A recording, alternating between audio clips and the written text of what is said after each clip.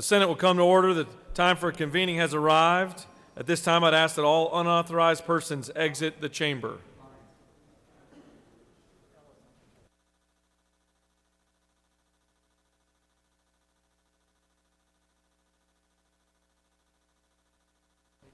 For what purpose does the senator from the 17th rise?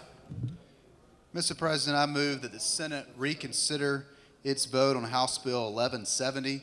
Again, this was a local bill that only affects Rockdale County that I share with the senator from the 43rd, and we're both in agreement. We'll first recognize the senator from the 53rd. Mr. President, this young man here is taking my focus away. It's a great day here at our state capitol. The men and women here are ready to do the people's work on the 38th legislative day. The journal's been read and found to be correct, sir. Is there objection to dispensing with the reading of the journal? The chair hears none. The reading of the journal is dispensed with. Senator from the 17th has asked for unanimous consent that HB 1170 be reconsidered. Is there objection?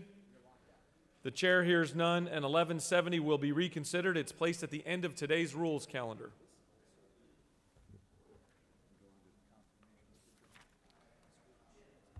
Is there objection to confirmation of the journal? The chair hears none, and the journal is confirmed. All senators who have bills and resolutions, please bring them to the Secretary's desk at this time. Mr. Secretary, first reading of Senate bills and resolutions. Senate Resolution 1026 by Senators Black of the 8th, Martin of the 9th, and others. A resolution encouraging the Georgia High School Association to perform a thorough assessment of its operations and practices pertaining to the inclusion of GHSA member officials on the GHSA Executive Committee. Rules. Mr. President, that completes the order. First reading a reference of House bills and resolutions, please. House Bill 1148 by Representative Houston of the 170th, the bill to be entitled an act to amend an act to change provisions relating to the Magistrate Court of Berrien County.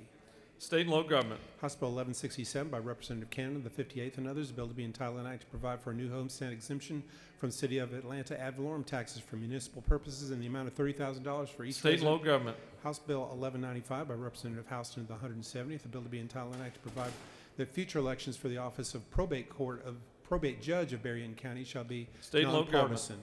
House Bill 1217 by Representatives Jackson of the 64th and others, a bill to be entitled an act to amend an act to create the South Fulton Municipal Regional Water and Sewer Authority. State and local government. House Bill 1221 by Representatives Kelly of the 16th and others, a bill to be entitled an act to amend an act to provide a homestead exemption from Haralson County School District ad valorem taxes for educational State purposes. and local government.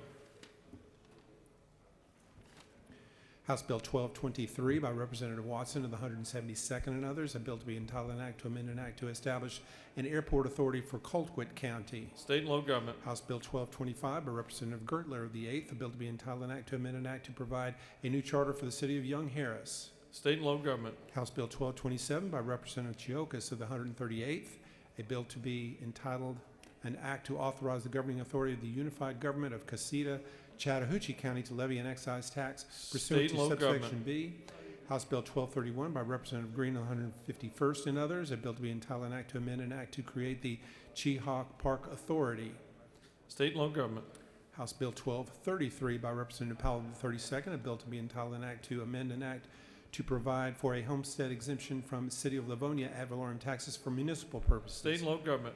House Bill 1234 by Representative Irwin of the 28th and others, a bill to be entitled an act to amend an act to revise, amend, consolidate, and supersede the several acts incorporating the town of Tallulah Falls. Mr. President, that completes the order. Secretary will now read reports of standing committees. Mr. President, the Senate Committee on Education and Youth has had under consideration the following legislation and has instructed me to report the same back to the Senate with the following recommendation. House Bill 86 do pass by substitute. House Bill 855 do pass. House Bill 755 do pass. Respectfully submitted, Senator Martin of the 9th District, Chair. Mr. President, the Senate Committee on Rules has had under consideration the following legislation and has instructed me to report the same back to the Senate with the following recommendation. Senate Resolution 377 do pass. Senate Resolution 483 do pass by substitute. Senate Resolution 899 do pass. Senate Resolution 991 do pass. House Resolution 977 do pass. Senate Resolution 1025 do pass. Senate Resolution 1024 do pass. Senate Resolution 931 do pass. House Bill 765 do pass by substitute. House Bill 846 do pass by substitute. Respectfully submitted, Senator Mullis of the 53rd District, Chair. Mr. President, the Senate Committee on State and Local Governmental Operations has had under consideration the following legislation and has instructed me to report the same back to the Senate with the following recommendation. Senate Bill 508 do pass by substitute. Senate Bill 518 do pass. Senate Bill 527 do pass. Senate Bill 531 do pass. Senate Bill 533 do pass. House Bill 1029 do pass. House Bill 1030 do pass. House Bill 1138 do pass. House Bill 1163 do pass. House Bill 1169 do pass. House Bill 1154 do pass. House Bill 1166 do pass. House Bill 1171 do pass. House Bill 1173 do pass. House Bill 1174 do pass. House Bill 1176 do pass. House Bill 1177 do pass. House Bill 1178 do pass. House Bill 1179 do pass. House Bill 1180 do pass. House Bill 1182 do pass. House Bill 1189 do pass. House Bill 1199 do pass. House Bill 1215 do pass. Respectfully submitted, Senator Anderson of the 24th District, Chair. Mr. President, the Senate Committee on Veterans, Military, and Homeland Security has had under consideration the following legislation and has instructed me to report the same back to the Senate with the following recommendation. Senate Resolution 791 do pass. Respectfully submitted, Senator Thompson of the 14th District, Chair. Mr. President, that completes the order.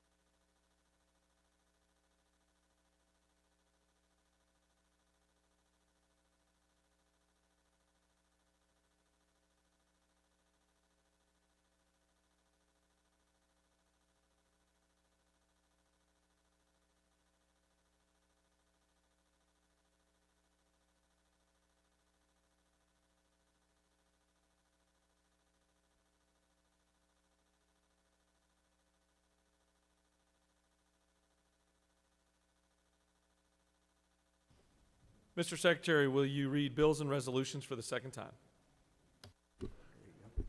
Senate Resolution 377 by Senator Karen Chang of the 48th and others. Muslim Advocacy Day, participants commend. Senate Resolution 791 by Senator Jones II and the 22nd and others. State of Georgia creation of the State Veteran Cemetery in Augusta, Richmond County, Georgia, support. Senate Resolution 899 by Senator Ginn of the 47th and others. Senate Alcohol Franchise Law Study Committee, create. Senate Resolution 331 by Senator Black of the 8th and others. 931. Congress expand the eligibility requirements of H-2A and H-2B guest worker visa programs, urge. Senate Resolution 991 by Senator Harrell of the 40th and others. Senate Peach Care Public Option Study Committee, create. Senate Resolution 1024 by Senator Kennedy of the 18th and others. Senate COAM Study Committee, create. Senate Resolution 1025 by Senator Ginn of the 47th and others. Senate Study Committee on Georgia Entrepreneur Empowerment, create. House Bill 86 by Representative Benton of the 31st and others. Education, complaints policy for teachers and other school personnel provisions. House Bill 755 by Representative Belton of the 112th and others. Charter school, local boards of education shall provide itemized allotment sheets for the upcoming fiscal year by July 1st of each year, provide. House Bill 855 by Representative Widower of the 119th and others. State Board of Education determine eligibility criteria for foster care students to receive special education and related services provisions. House Resolution 977 by Representative Carson of the 46th and others. Wright, G. Bryant Jr., commend. That completes the order, Mr. President.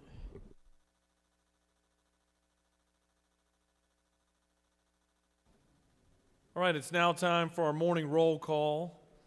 It is now time for our morning roll call. Are there any motions to excuse? Chair recognizes the senator from the 48th. Thank you, Mr. President. I ask for a unanimous consent to excuse the senator from the 5th for business outside the Capitol. Without objection, the senator from the 5th is excused. Oh, he shows up. I take that back. Mr. Secretary, I take that back. Any other motions to excuse? I wondered why you were waving at me. I didn't put the two and two together.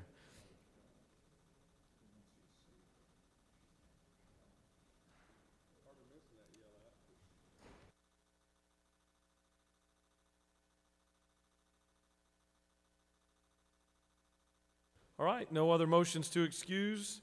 Chair, oh, we got one. Chair recognizes the minority leader. Move to excuse the senator from the 34th, 38th, and 35th. Thank you, Mr. President. 35th? 36th. Sorry. Without objection, the senators from the 34th, 38th, and 36th are excused. The chair recognizes the majority leader. Thank you, Mr. President. I move that we dispense with the reading, morning roll call.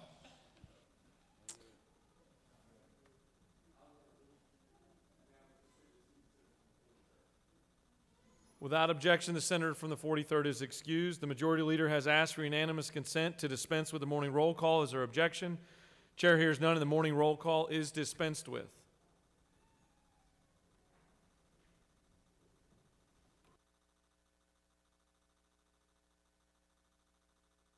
All right, it's now time for our morning devotional. I'd ask that all senators take your seats and cease all audible conversations, and I'd ask that our doorkeepers secure the chamber at this time.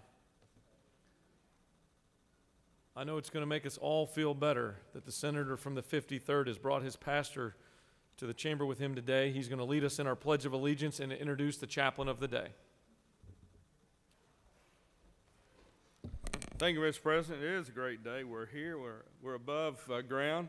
If you join me in honoring our country, I pledge allegiance to the flag of the United States of America and to the republic for which it stands, one nation, under God, indivisible, liberty, and justice for all. And let's honor our state, please. I pledge allegiance to the Georgia flag and to the principles for which it stands, wisdom, justice, and moderation. Thank you again. It's good to see everybody this morning. It's a beautiful day at our state capitol. I have the honor of bringing to you a friend of mine from Dade County. That's a county in the corner of Dade. They have Alabama on one side and Tennessee on the other side of them. But Eddie Cantrell is the senior pastor of the Trenton First Baptist Church. He's been at the Trenton First Baptist for almost 30 years. He is married to Teresa Cantrell, and they've been married for 40 years, and they have 2 children, James and Sarah. He's a graduate of UTC, University of Tennessee at Chattanooga, with a degree in psychology and minor in economics, and he was raised in Chattanooga Valley, otherwise known as Flintstone, Georgia, and went to Rossville High School in 1976. He is a man of faith and very highly respected, very active in his community. So please join me in listening to Eddie Cantrell. Thank you so much, Senator Mullis, Lieutenant Governor. Thank you. Thank you for being here and for listening for just a few moments. I have been told different times as to how long I have, so I'll try to be as brief as possible. For a Baptist preacher, you got to understand. I am honored and I am humbled to have this opportunity, and especially to Senator Mullis for the invitation. I want you to know just a little bit about me up front. I am a follower of Jesus Christ. I prefer to be known as a Christian. I love the term brother because I'm not above or below anybody else. We are just all family. I gave my life to Christ many years ago. My background was not certainly Christian, but God saved me, and I'm so thankful to Him and thankful for my Lord and Savior. I was thinking as I had a few moments to share with you about two things that I just kind of want to touch on. Number one is we can have peace with God. That is through Jesus. I hope you have. If you haven't, consider it. But number two, I want to really think about having peace with one another. I think we're in a world where we really need people who will step out. It's not lost on me that Jesus says to us, "Blessed are the peacemakers, for they'll be known as the children of God." You know, I look around and we come from different places, different backgrounds, different political beliefs, different social standings, different religious ideas. Maybe some of you worship Jesus, maybe some of you worship not Jesus or no God at all. We need to understand that we need to live together in peace, and we need to try to align ourselves to think in the way that God thinks. Every time I open up my Bible to page 1, here's what I read. In the beginning, God created. That's me. That's you. That's everybody we're going to come in contact with. And I have heard over the last months all the things that I need to do to have peace with people. I've thought about that a lot because I do want to be a person of peace. And I realize there's really only one practical thing I can do. I can do my part to hear all people. Every person that I come in contact with, I can treat them with kindness, with understanding. I can take time to listen and learn and focus on getting to know people better, to work for common ground, and to try to help all people to have better lives. I think if I do this and you do this, we can make a difference. Will the world live at peace? I don't know. But I do know that I can make a difference, and I believe that you can too. I can't be lazy. I simply cannot be lazy. I cannot get comfortable when others are uncomfortable. I cannot count my blessings when others don't feel like they've been blessed at all. I cannot be about making a difference in anyone's lives unless I get to know that life and give some time. It was about 15 years ago. I was privileged to be on a mission trip. I was speaking to a group of middle school girls in a Tanzanian Muslim school. I proceeded to tell them about America, about Georgia, about what I did, about my typical day, and I opened it up for questions. This beautiful middle school girl raised her hand. I can see her just as clearly as I can see you. I acknowledged her. And she asked me this question: why do Americans hate us and want to kill us? That broke my heart. I looked at her, and as kind as I could be after I got over the shock, I said, let me tell you, there are people that feed on hate and feed on fear. And there might be a handful of people that might want to see harm to you. But I came to you today to let you know that I love you, God loves you, and 99.999% of the people I know would love you and would wish you well. Thinking about that 15 years ago, I hope today that somehow made a difference in that young girl's life.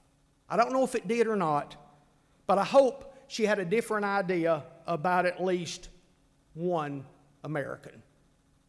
I want to apologize to you. I need to apologize to you. Because when I got this invitation from Senator Mullis, my thought was, oh no, a bunch of politicians. And I really don't like politicians and preachers. It's just something that goes with the territory. So I got a handout. Okay, men, women, African American, Caucasian, young, old, first-termers, long-termers, rich, poor, married, single, you get the point. So I decided, God, I don't know what I want to do. I've got one shot at this, and I'll probably never get asked back. So what do? I started down a list. I know you've seen the list, but I started down this list. And I said, God, I'm going to pray for names. First name, John Albers, Republican. Okay, God, what's wrong with this? Next name, Lee Anderson, Republican. Tanya Anderson, Democrat. I looked at the district, I looked at the city, and I prayed. I did pray for all of you. I can assure you, for what it's worth. I did. I don't mean it that way, by the way, just for what it's worth. But then I got to thinking, God, how can I do better? I've got a few minutes to look at you. I may never see any of you again. How can I do better? So last night, I got on the website and began to read. I read your bios. I think a few of you have trouble with your website. You might want to check that. But I think I got to 53 of them. The other 3, I got pictures, but I couldn't pull up bios. I wanted to know you a little better. Senator Harbison, I am glad you're here because I started reading your book about butter from a duck.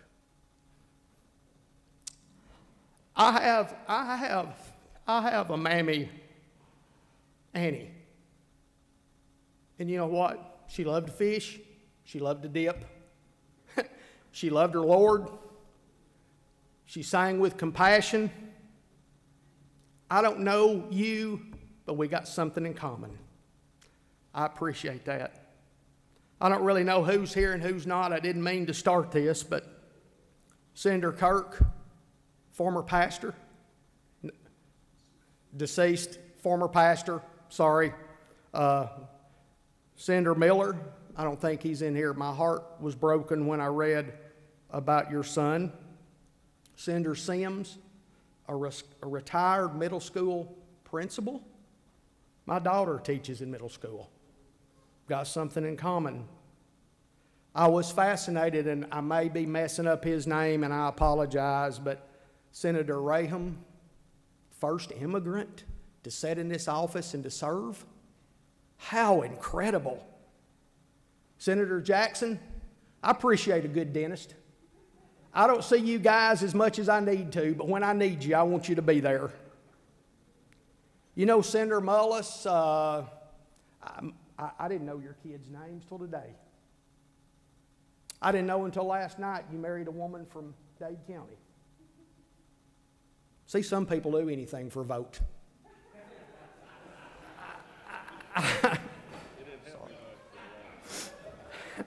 I didn't know that.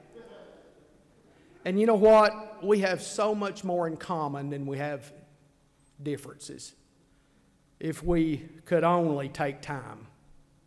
May I say to all of you, as I was reading your bio, I thought I would love to eat lunch with you. The only problem is when a preacher and a politician eats together, who pays? I'm proud to say that I've had these few moments. I'm proud to say that I've gotten to know you just a little better. I'm proud to say that I am a Georgian, not because I agree with you, but because you have given your time and your effort to serve. When you are called names, your family hurts. When you fuss and fight, our state hurts. When we as believers treat each other in a bad way, the name of our Lord and Savior, Jesus Christ, suffers. Let me say to you, I've traveled a little over 2 hours. Traffic wasn't bad.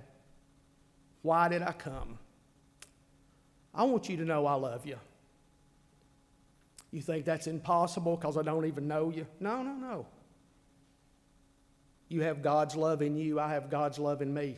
And matter of fact, if I got to know you, I may not even like you, but right now I love you. I want you to know that I am praying for you. I am praying for you. And I want you to know that I will continue to pray for you in ways that I never have. Because I got to know you just a little bit better by reading what you had to say. And I want you to know that I can make a difference in my world if I treat everyone I come into contact with just like I have you. Just simply to remember that in the beginning, God created us all. That makes you very special. That makes me very special. That makes what we're doing worthwhile. And I do thank you so much for this time and this opportunity. Let's pray. Father, I want to thank you for the love that you have demonstrated to us through Jesus, and I thank you for your word. I thank you for reminding us today of just how precious each life is. I thank you for last night, the privilege I had just to get to know these men and these women just a little bit better, and to realize that we have so much in common, that you love us all, that you care for us, and that you want us to be at peace with you and to be at peace with one another.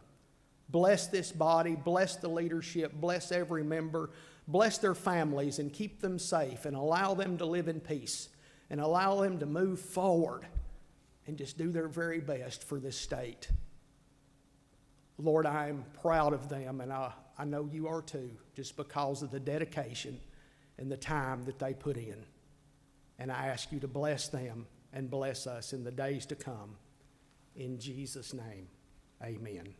Thank you. God bless you. If Mullis doesn't bring you back.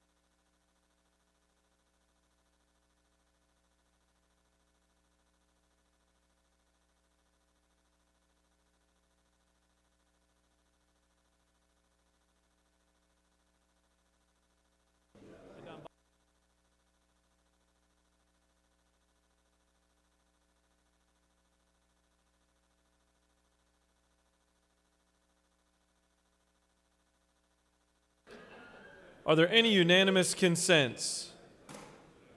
Unanimous consents. The chair sees none. We'll now move on to points of personal privilege. Does any senator wish to rise on a point of personal privilege? Chair recognizes the senator from the 52nd for a point of personal privilege.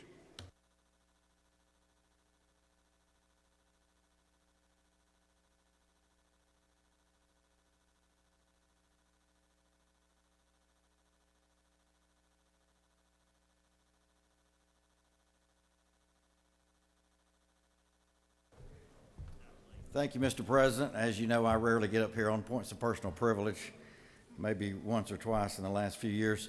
And by the way, I had my third COVID test that came back negative yesterday, as well as the antibody. I did one before session, one before we came back. I'll be ready to get back to the hospital where I feel safer than around here because of the practices. And I appreciate the minority leader's statements on that. I will, before I get to my main point, tell a quick story. A few weeks ago, I was bringing somebody from the emergency room to the operating room. They saw me coming in full COVID gear. They're like, "Oh my God, you didn't tell us this was a COVID patient." And I said, "It's not, but they've got lice, and I hate lice." And so now it's my COVID lice gear that I wear when I come in. And it is rising and worrisome, and I do think we all need to, we've got to get the economy open, but we do need to watch out. But I want to talk to you about a different health care issue. You know, our finance committee passed out a tobacco fee increase to $1.35 and added vaping in. And the thought being that just like transportation, we want the user to pay the cost of their choice. Now, we're the third lowest in the country, and you always hear somebody, when they don't want to argue with it, they say, "What about this?" or "What about this other sin tax?" and "What about beer?" Well, actually on beer, we're the third highest in the country. But I will say that if you take all of the alcohol use, all the HIV, all the drug use, motor vehicle injuries, firearms, none of those total up to the cost of tobacco. And it's not just lung cancer. Smoking destroys just about every organ in the body, the stomach, the heart, the bladder. All bladder cancer basically comes from tobacco. The cervix, kidney, liver, colon. The vessels get thicker and narrower. They burst in the brain. You get strokes, and that's why the stroke risk is so high. If no one smoked, 1 out of every 3 cancer deaths would go away. So again, just like the transportation tax, we want to have it come to it. So, you know, I've always said the cost is $5 a pack of our income taxes when they go to buy a pack in the store. That's what it costs in healthcare costs. I did the numbers. Actually, yesterday, somebody challenged me on it. The CDC says $3.18 billion in direct costs. There's 400 million cigarettes, so that's actually $7.95 a pack that we're paying out of our income taxes every time they do it. You know, we started out with a budget this year that cut the $3 million out for our cancer centers. A penny of tax would pay for that. We don't have a vaping tax. It was one introduced in the House. It was 1/7 of our very low cigarette tax on a nicotine basis, and it failed partly because of people doing that. And I do feel for those that smoke, and that's the whole purpose of this. It isn't even the money. The data says if we raised it to the national average, 28,000 of our youth would not die early from a tobacco death. Now, there's 219,000 that will, and you say, well, that's only 28 of the 219,000, but it's 28,000 of our youth we could save. I do hope at the very least we can look at vaping or something as this session comes to the close with all the other great things we've done. Thank you, Mr. President. I yield the well. Chair recognizes the senator from the 53rd for a point of personal privilege.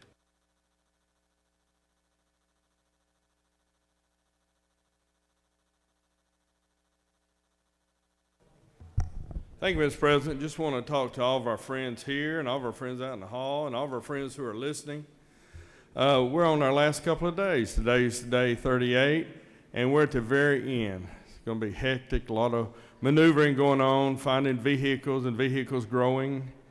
I just want to tell everybody that the way I see this session this year is we were driving a car and we parked it about in March sometime, and then we really couldn't find it for a while. Then we find it, we crank it up, and we step on the gas, and it's full steam ahead, and it's wide open. And that's why I think we are. We're about to come to the close, but we're about to run off the cliff too. So there are opportunities here at the last moment, but there are also chaos, controlled chaos. So just be careful, be aware, things happening, things moving. And regarding the rules, today is probably the last official day. Things can change and open back up. So you need to watch your bill, make sure it's moving forward. If it's not, don't fret, as they say. Just prepare for next year if you're going to be back. If you're not, sayonara, you know. Good luck. We'll see you later, alligator. But it's a great way of doing laws, even though there are two things in life you should never see being made: sausage or legislation. We all know what's in it, but we really don't want to look at it much anymore. But if I can be of service to anyone, please let me know. I am 275 texts behind on my phone, so that is not proven to be a good way of getting in touch with me. I will answer every one of them, but it'll be a week or two before I get to all of them. So please forgive me. Like our pastor said, I love our brother Eddie said, I love every one of you, and I want the best for every one of you. But we're not going to get everything we want this year, so just be prepared. Anyway, if I can be of service, please let me know. I yield the way. Senator, you threaded the needle of truth and grace extremely well right there. Well done. Chair recognizes the senator from the 35th for a point of personal privilege.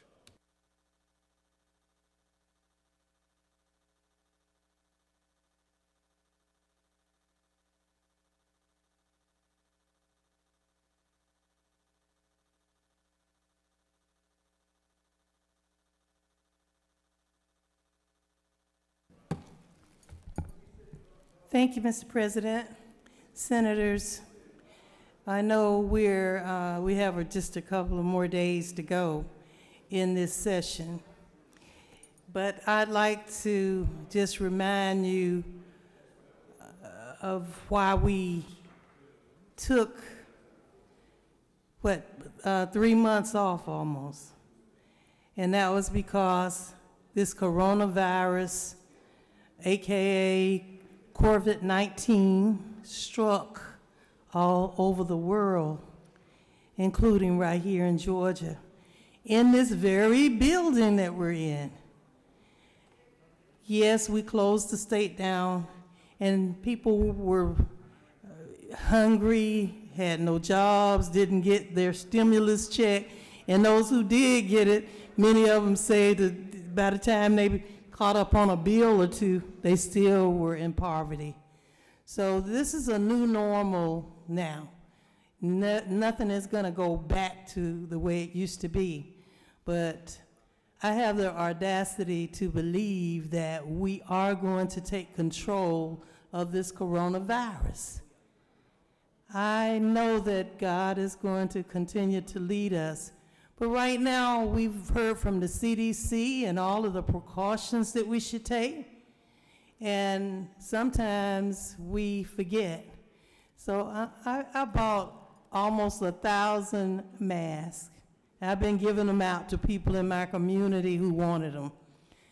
And they're going to be on my desk. So if anybody wants some, and then I can go get even more because I have at least another 1,000 at my district office, and I'll bring them up here. If you want masks, cover yourself, protect yourself, and protect those around you.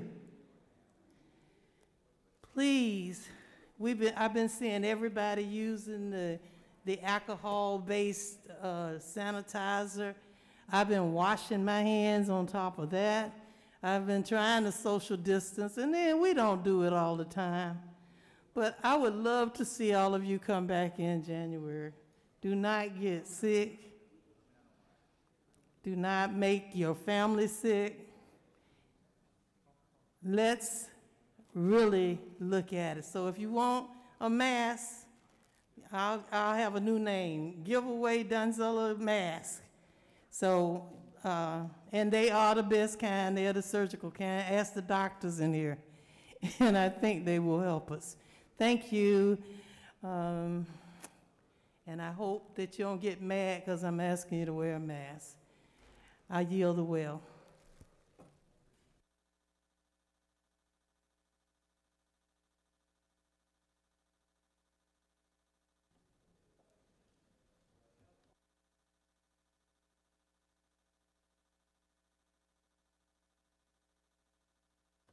All right, you've got a consent calendar of privileged resolutions before you. Does any senator wish to remove a resolution from the consent calendar?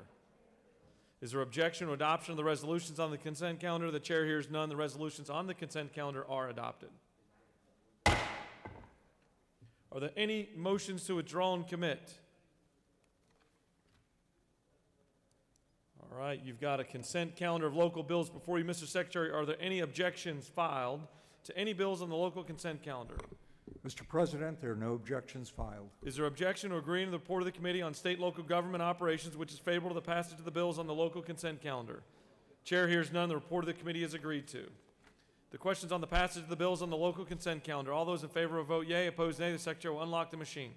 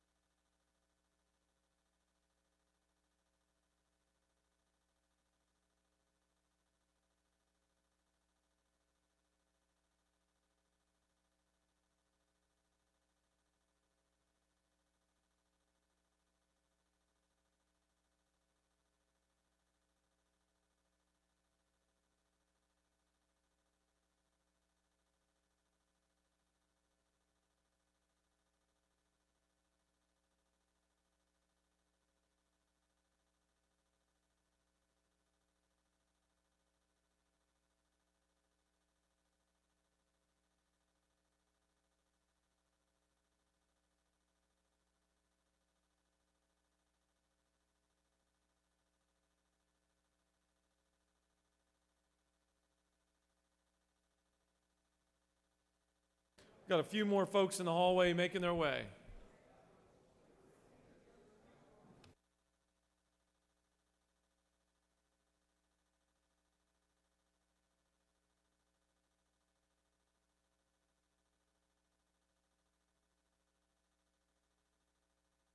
Have all senators voted? Got a thumbs up in the hallway?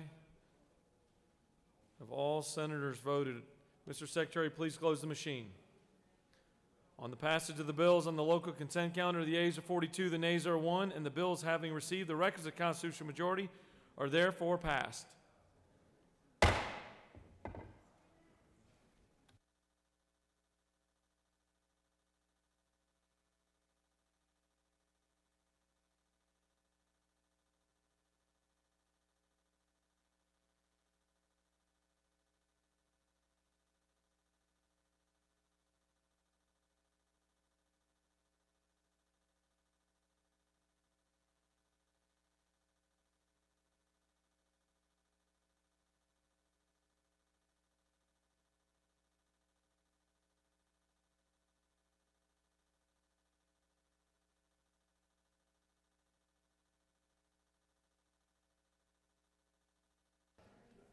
All right, we're now moving on to third readings and considerations. First series of actions we're going to take are agrees and disagrees before we move on to today's rules calendar. So we're going to take up a series of agrees and disagrees. All senators have the list of agrees and disagrees already on your desk, along with the rest of the information from the Secretary. Chair recognizes the senator from the 11th for a motion. Thank you, Mr. President. I move that the Senate agree to the House substitute to Senate Bill 313. Mr. Secretary, can you please read the caption? Senate Bill 313 by Senator Burke of the 11th and others, a bill to be entitled an act to amend Chapter 64 of Title 33 of the Official Code of Georgia annotated relating to regulation and licensure of pharmacy benefit managers. Mr. President, the House offers the following substitute to Senate Bill 313, a bill to be entitled an act to amend Chapter 64 of Title 33 of the Official Code of Georgia annotated relating to regulation and licensure of pharmacy benefit managers so as to provide extensive revisions regarding pharmacy benefit managers and for other purposes. That completes the order, Mr. President. Chair recognizes the senator from the 11th to speak to his motion.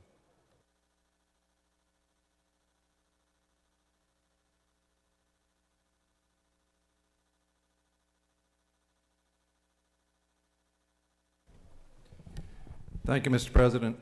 Senate Bill 313 is the PBM reform bill that we've actually passed two versions. We passed the original Senate Bill 313 earlier this session, and we passed the House version just a couple of days ago, and those bills are still identical. So this Senate Bill 313 is identical to the House version that we voted on Monday, I believe.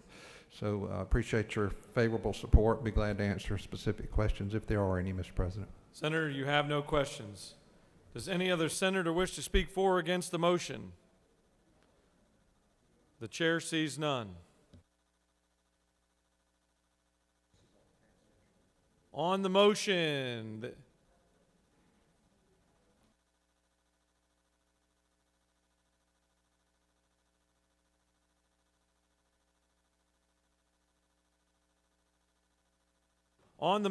for the Senate to agree to the House substitute to Senate Bill 313, vote yea, opposed nay. The Secretary will unlock the machine.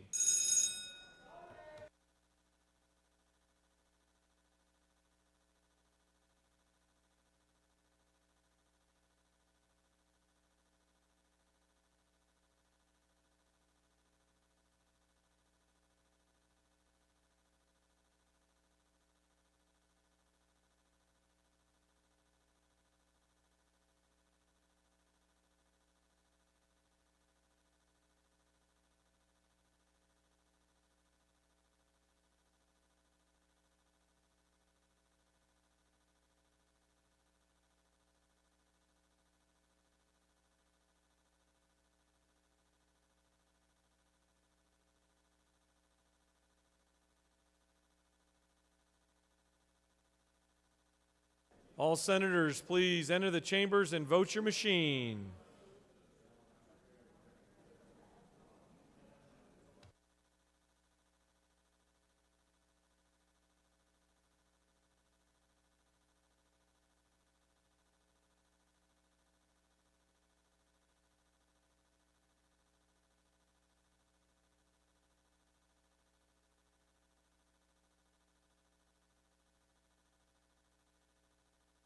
Have all senators voted?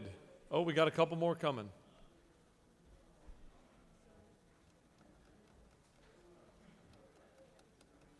We got a thumbs up from the hallway. Have all senators voted? Mr. Secretary, please close the machine.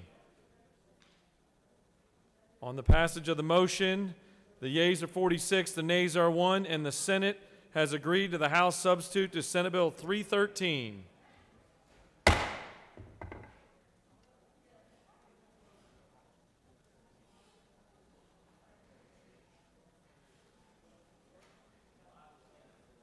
Chair recognizes the senator from the 25th for a motion. Good morning, Mr. President. I move that the Senate agree to the House substitute on Senate Bill 377. Mr. Secretary, can you please read the caption? Senate Bill 377 by Senator Jones of the 25th and others, a bill to be entitled an act to amend Code Section 8-2-102 of the Official Code of Georgia annotated relating to inspections so as to reduce the number of required annual elevator inspections. Mr. President, the House offers the following substitute to Senate Bill 377, a bill to be entitled an act to amend Title 8 and 33 of the Official Code of Georgia annotated relating to buildings and housing and insurance, respectively, so as to change certain requirements related to building inspections, increase the number of buildings for which a private professional provider may provide required plan reviews and inspections when county or municipality is unable to provide such services, and for other purposes. That completes the order, Mr. President. Chair recognizes the senator from the 25th to speak to his motion. Morning, senators, colleagues. Senate Bill 377 is a department bill that the chairman of insurance over in the House amended. It was pertaining to inspections. They wanted to be able to allow people who were dealing with local municipalities and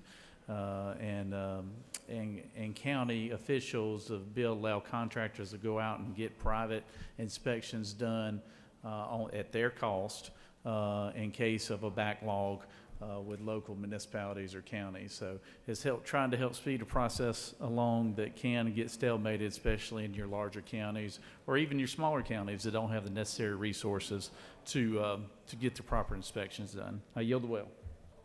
Senator has yielded the well. Does any other senator wish to speak? He yielded the well. Any other senator wish to speak for or against the measure?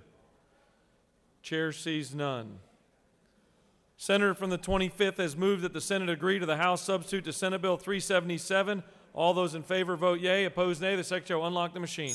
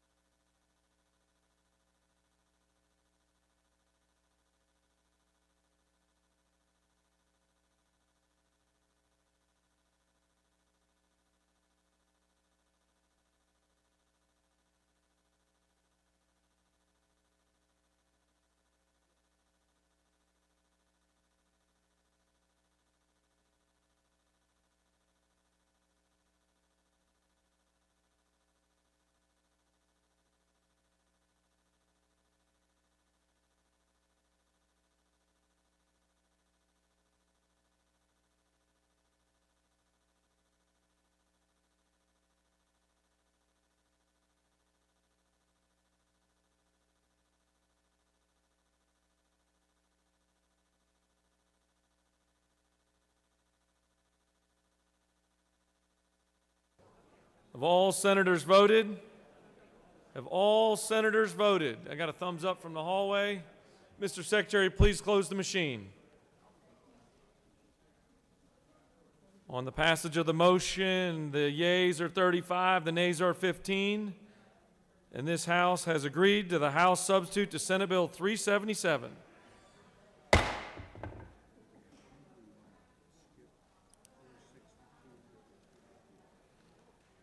Mr. Secretary, can you please read the caption of Senate Bill 295? 295.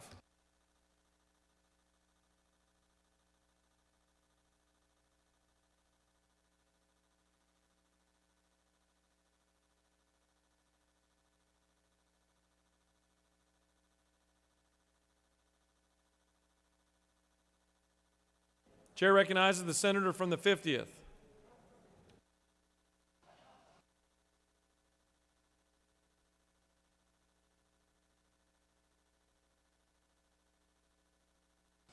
Mr. President, I move that Senate agree to the House substitute to Senate Bill 295. Mr. Secretary, can you now read the caption? Senate Bill 295 by Senator Wilkinson of the 50th and others, a bill to be entitled an act to amend Title 15 and 48 of the Official Code of Georgia annotated relating to courts and revenue and taxation respectively, so as to revise the cost of living and general performance-based increases to take into account the increases provided for in 2020 and for other purposes.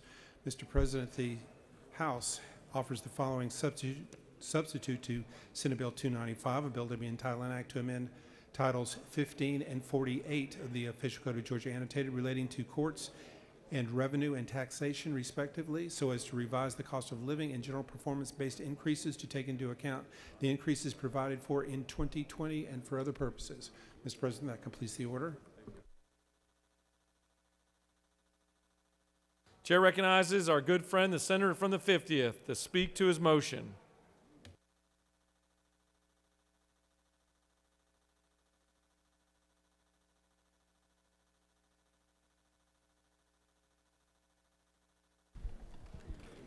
Thank you, Mr. President, members of the Senate.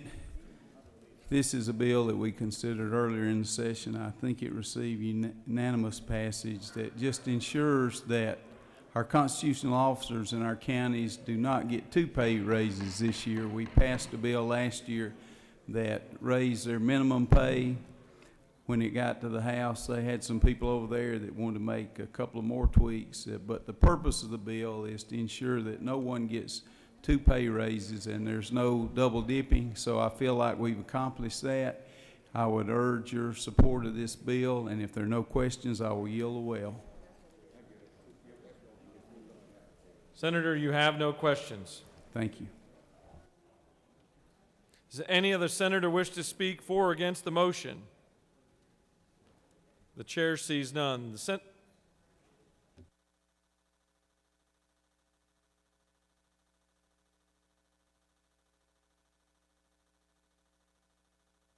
Senator from the 50th says, move that the Senate agree to the House substitute to Senate Bill 295. All those in favor vote yea. Opposed, nay. The Secretary will unlock the machine.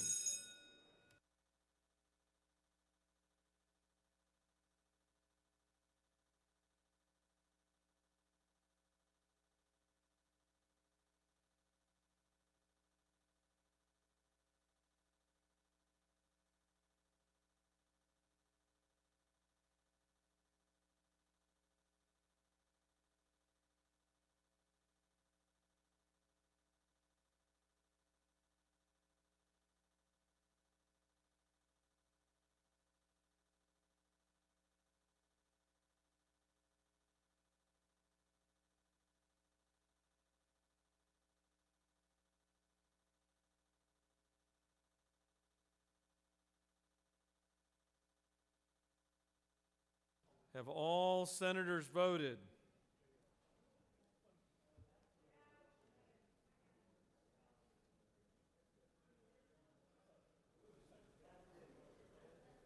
Have all senators voted? Mr. Secretary, please close the machine. On the passage of the motion, the yeas are 51, the nays are 1. And the Senate has agreed to the House substitute to Senate Bill 295.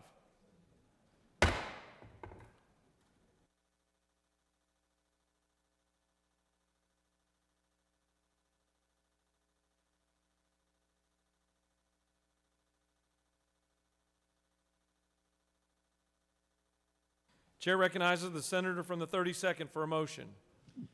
Mr. President, I move that the Senate agree to the House substitute to Senate Bill 391.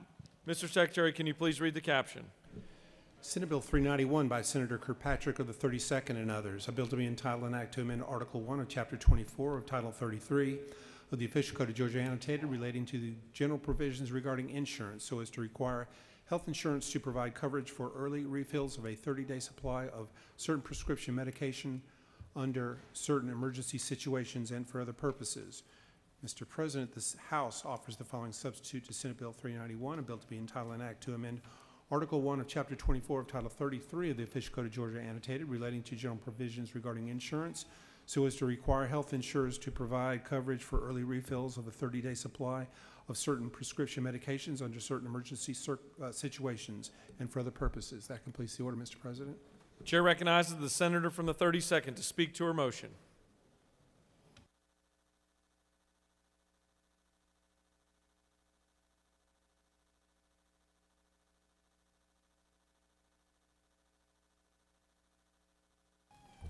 Thank you, Mr. President. Y'all have seen this bill several times now. This incorporates the original bill, which allowed for early refills in case of an emergency, and the House added the same language that we passed a couple days ago that allows pharmacists to dispense a 30-day supply of medications. So it's really the same bill we've already voted on. I'd urge your support. Thank you. You have no questions. Does any other senator wish to speak for or against the motion? The chair hears none. The senator from the 32nd has moved that the Senate agree to the House substitute to Senate Bill 391. All those in favor vote yea. Opposed, nay. The Secretary will unlock the machine.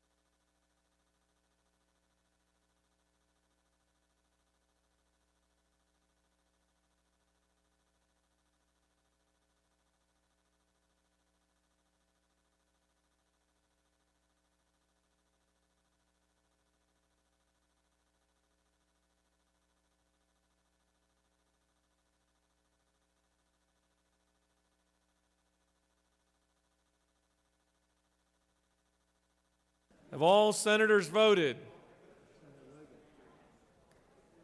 Have all senators voted?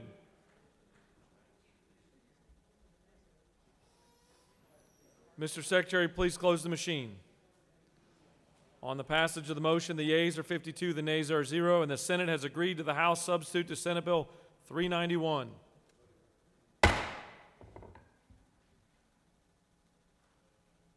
Chair recognizes the senator from the 17th. Mr. President, I move that the Senate agree to the House substitute to Senate Bill 408. Mr. Secretary, please read the caption. Senate Bill 408 by Senator Strickland of the 17th, Dugan of the 30th, and others, a bill to be entitled an act to amend Code Section 34-1-10 of the Official Code of Georgia Annotated relating to use of sick leave for care of immediate family members so as to repeal the sunset provision relating to such sick leave requirements and for other purposes. Mr. President, the House offers the following substitute to Senate Bill 408, a bill to be entitled an act to amend Title 34 of the Official Code of Georgia Annotated relating to labor and industrial relations so as to change certain provisions and to provide certain benefits and procedures affecting employment and separation from employment, to extend the sunset provision relating to use of sick leave for care of immediate family, to change the definition of term deductible earnings, and for other purposes. That completes the order, Mr. President. Chair recognizes the senator from the 17th to speak to his motion.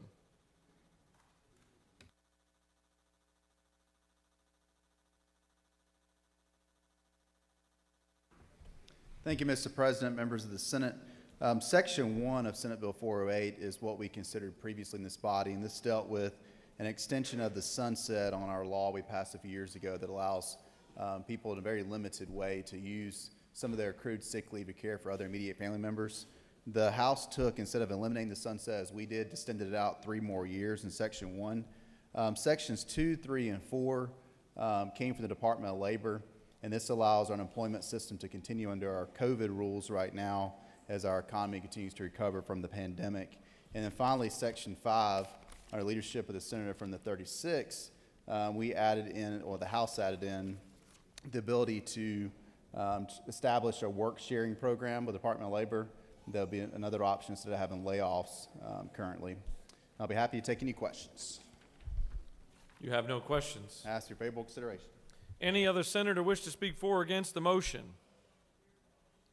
The chair sees none. The senator from the 17th has moved that the Senate agree to the House substitute to Senate Bill 408. All those in favor vote yea, opposed nay. The secretary will unlock the machine.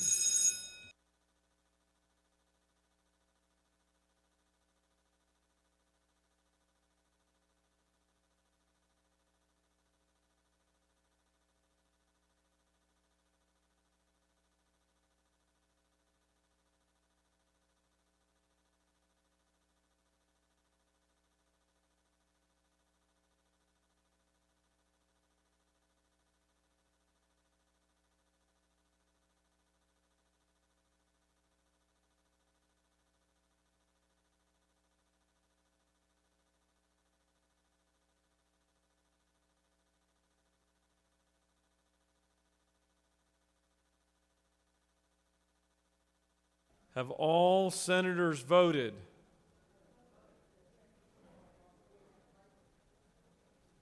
Have all senators voted? The hallway's giving me a thumbs up. Mr. Secretary, please close the machine. On the passage of the motion, the yeas are 49, the nays are 1, and the Senate has agreed to the House substitute to Senate Bill 408.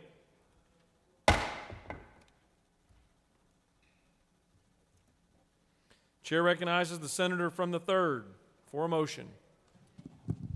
Thank you, Mr. President. I move that the Senate agree to the House substitute to Senate Bill 442.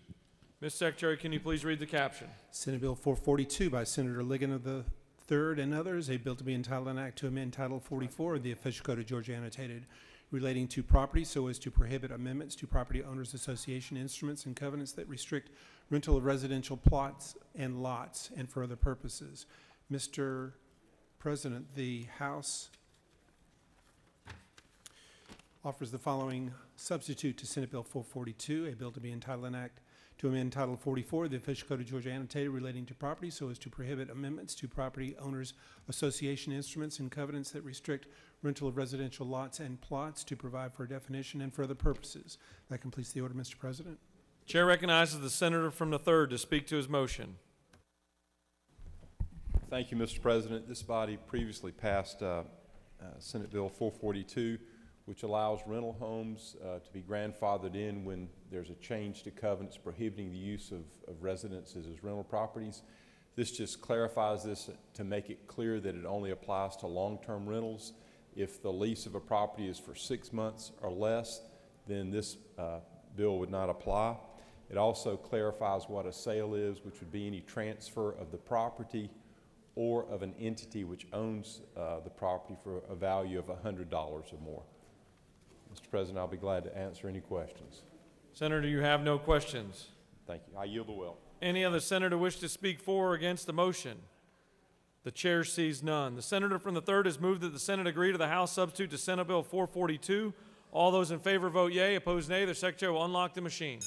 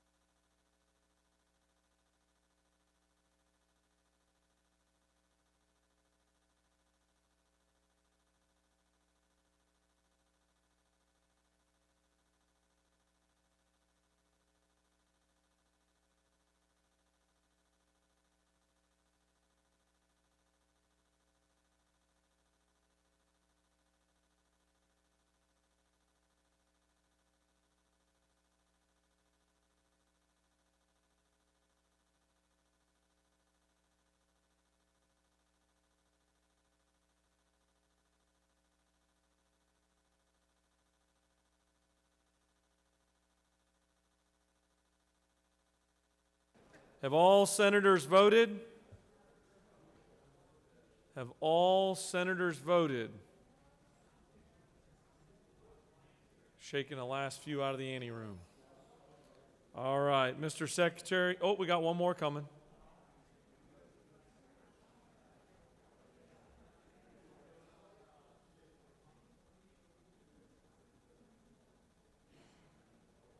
I bet I can predict who it is. We're good. All right, all senators voted. Mr. Secretary, please close the machine. On the passage of the motion, the yeas are 36, the nays are 14, and the Senate has agreed to the House substitute to Senate Bill 442.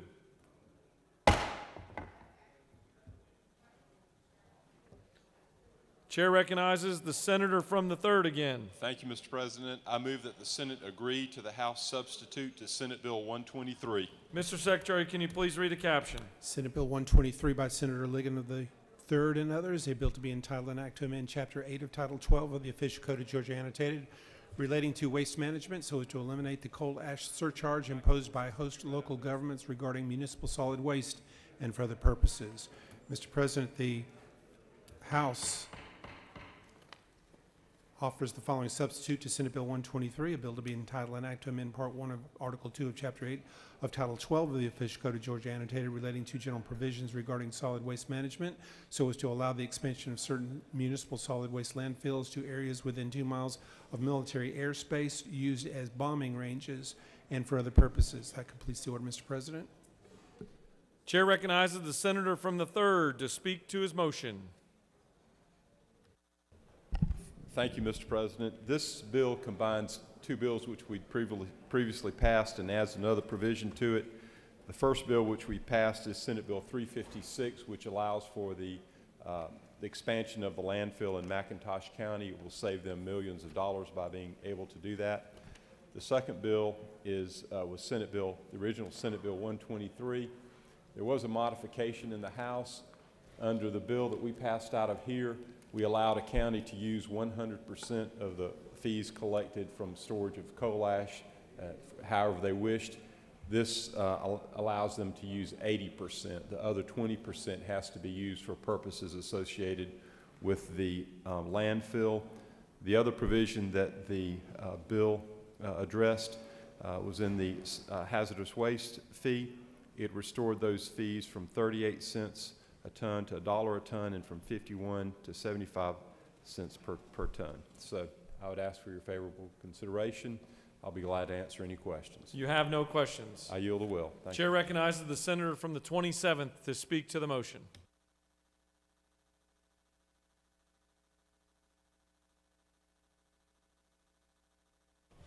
Thank you, Mr. President. I'll be brief. I'd like to direct your attention to line 57.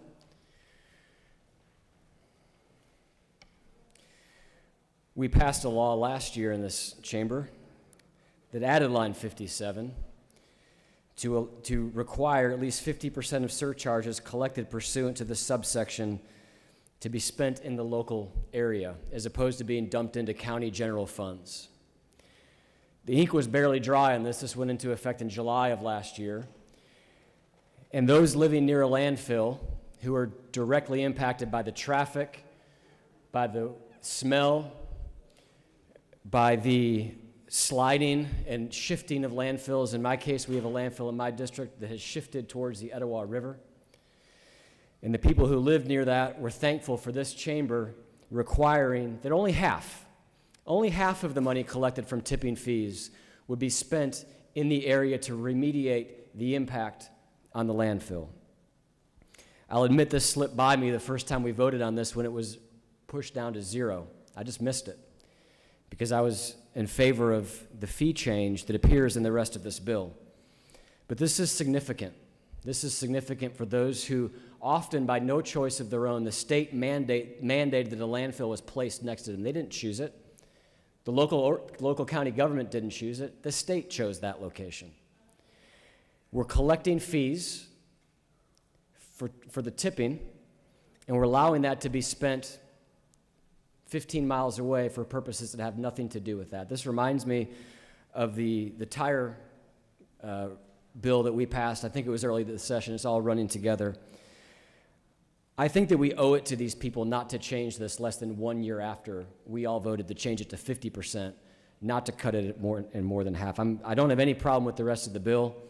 And I have spoken with the senator from the 3rd about this, and I know that there are some municipalities that he pointed to that can't or are choosing not to use this money in the areas, and they'd like the freedom to use it in their general fund. I personally believe and respectfully disagree and believe that is a mistake. Thank you, Mr. President. I yield the well. Senator has yielded the well. Does any other senator wish to speak for or against the motion? The chair sees none. Senator from the 3rd has moved that the Senate agree to the House substitute to Senate Bill 123. All those in favor vote yea. Opposed, nay. The Secretary will unlock the machine.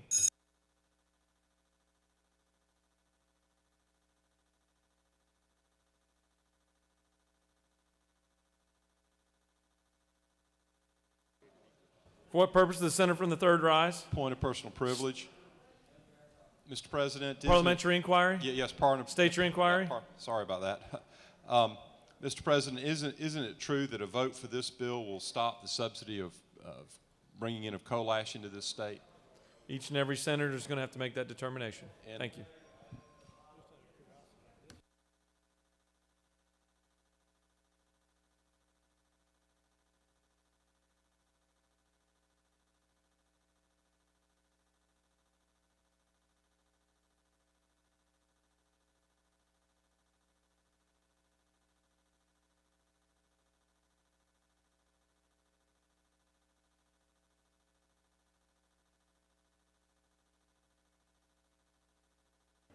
Have all senators voted? We got a couple more.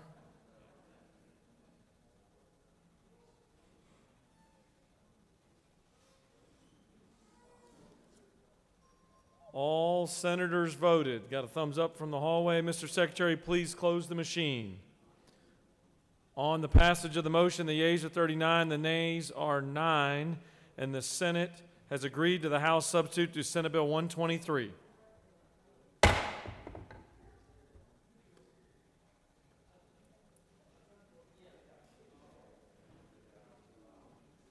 Chair recognizes the senator from the 18th. Thank you, Mr. President. I move that the Senate agree to the House substitute on SB 462. Mr. Secretary, please read the caption. Senate Bill 462 by Senator Kennedy of the 18th, Gooch of the 51st, and others. A bill to be entitled an act to amend Title VII of the OCGA relating to banking and finance so as to transfer duties, powers, responsibilities, and other authority relative to industrial loans from the Industrial Loan Commissioner to the Department of Banking and Finance and for other purposes. Mr. President, the House offers the following substitute to Senate Bill 462, a bill to be entitled an act to amend Title VII of the Official Code of Georgia Annotated relating to banking and finance so as to transfer duties, powers, responsibilities, and other authority relative to industrial loans from the Industrial Loan Commissioner to the Department of Banking and Finance and for other purposes. That completes the order, Mr. President. Chair recognizes the senator from the 18th to speak to his motion.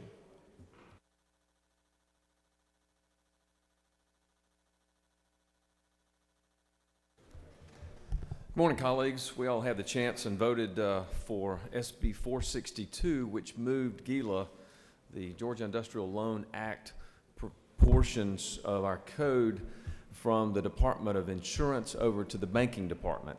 It was overwhelmingly supported by this body and the House. The only changes that they made were some, when there was some renumbering, and you'll find on lines 844, 852, 863, 867, 879, and 895 with just a different lettering of the paragraphs when it was recast because of reprinting. Paragraph A got shifted to B, and that renumbered everything below it. So no substantive changes, only the numbering or lettering of some paragraphs. Be happy to answer any questions. And by the way, this is the bill that will save the state $190,000 a year by moving these responsibilities from the insurance commissioner to the banking department. Senator, you have no questions. Thank you. Does any other senator wish to speak for or against the motion? Chair sees none. The senator from the 18th has moved that the Senate agree to the House substitute to Senate Bill 4.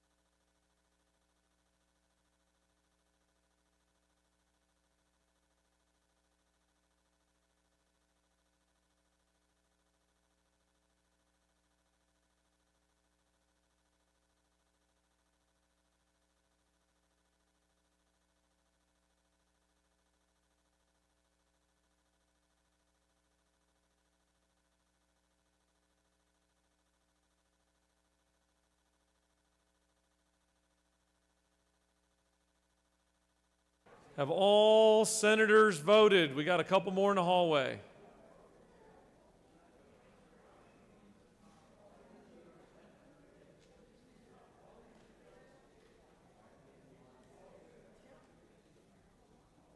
Couple in the hallway.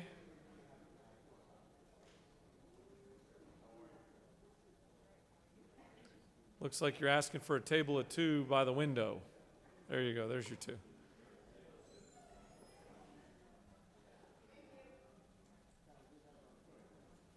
Have all senators voted? Mr. Secretary, please close the machine. On the passage of the motion, the yeas are 50, the nays are 0, and the Senate has agreed to the House substitute to Senate Bill 462.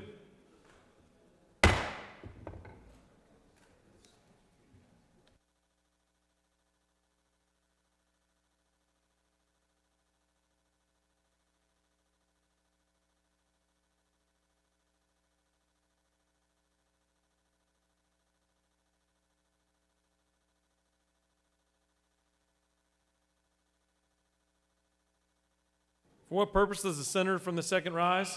Mr. President, I ask for unanimous consent that a bill be read for the first time and assigned to committee. Mr. Secretary, can you please read the caption? Senate Resolution 1035 by Senator Jackson II and others, a resolution creating the Senate Educating Adult Students Study Committee and for other purposes. That completes the order. Senator has asked for unanimous consent that a bill be read and assigned to committee for the first time. Is there objection? The chair hears none and assigns Senate Resolution 1035 to rules. We're now moving on to the rules calendar.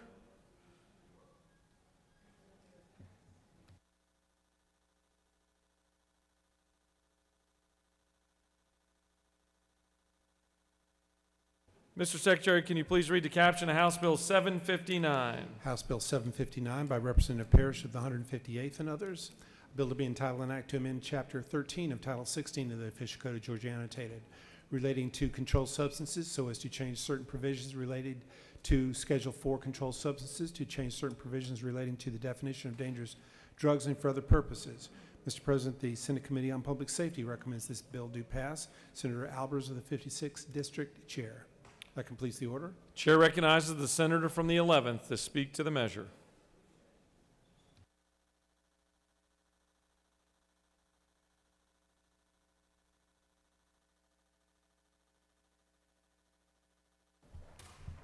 Thank you, Mr. President. House Bill 759 is the annual dangerous drug bill, as we call it, and the changes in Title 16 and Chapter 13 from the Drugs and Narcotic Agency. I appreciate your support of the bill, and Mr. President, I yield the well.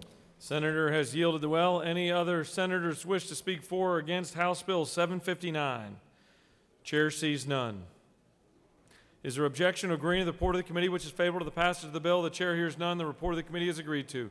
Is there objection to the main question being ordered? The chair hears none. The main question is ordered. Questions on the passage of the bill. All those in favor of the bill vote yea. Opposed nay. The secretary will unlock the machine.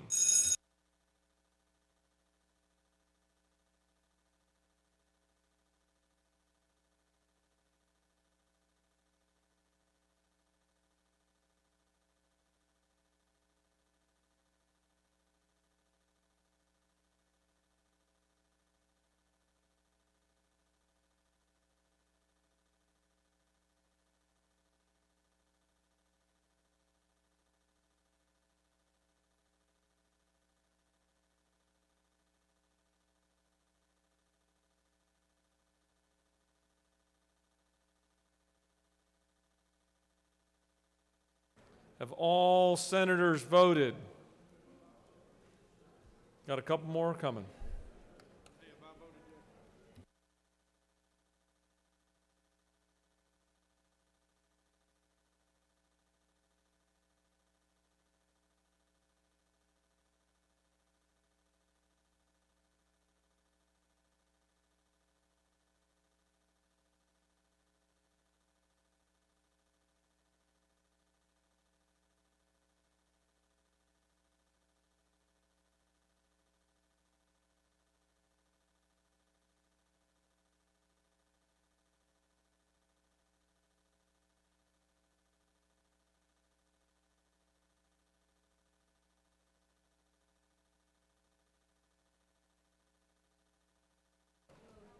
Have all senators voted? Got a thumbs up from the hallway. Mr. Secretary, please close the machine. On the passage of the bill, the yeas are 49, the nays are 0. This bill, having received the requisite constitutional majority, is therefore passed.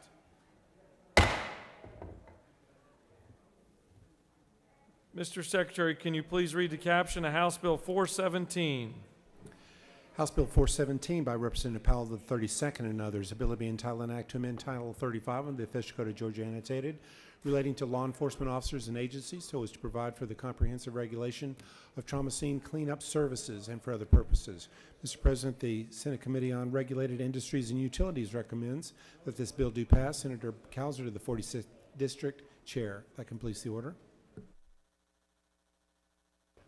Chair recognizes the senator from the 7th to speak to House Bill 417. Welcome back. I'm glad to be here, Mr. President. Ladies and gentlemen of the Senate, thank you, Mr. President. Senate Bill 417 is similar to Senate Bill 153 that we passed out of this chamber last year. It was vetoed by the governor because it had not been through the GORC process. This bill has been through that process. They have given it an affirmative vote, and so we're back with Senate Bill 417 in regards to trauma scene cleanup. It simply provides for registration with the Secretary of State's office, bonding requirements, among other things, to address the issues related to this industry. If there are no questions, Mr. President, I yield the will. You have no questions. Does any other senator wish to speak for or against House Bill 417? Chair sees none. Is there objection to agreeing to the report of the committee which is favorable to the passage of the bill? The chair hears none. The report of the committee is agreed to. Is there objection to the main question being ordered? Chair hears none, and the main question is ordered. Questions on the passage of the bill. All those in favor vote yea. Opposed, nay. The secretary will unlock the machine.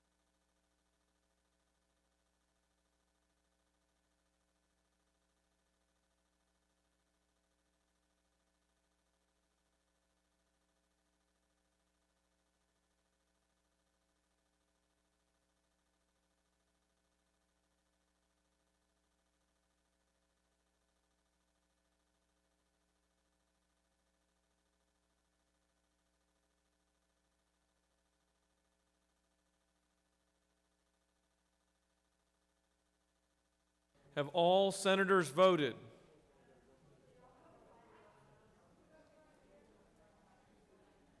All senators voted.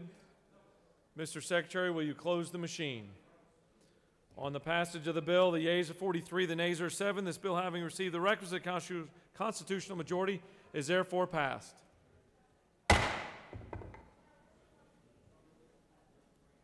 Mr. Secretary, can you please read the caption of House Bill 918?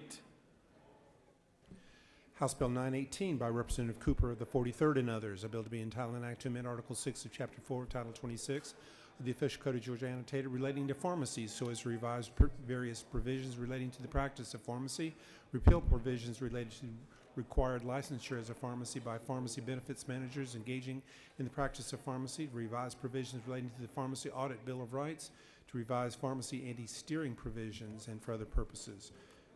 Mr. President, the Senate Committee on Health and Human Services recommends this bill do pass. Senator Watson of the 1st District, Chair. That completes the order.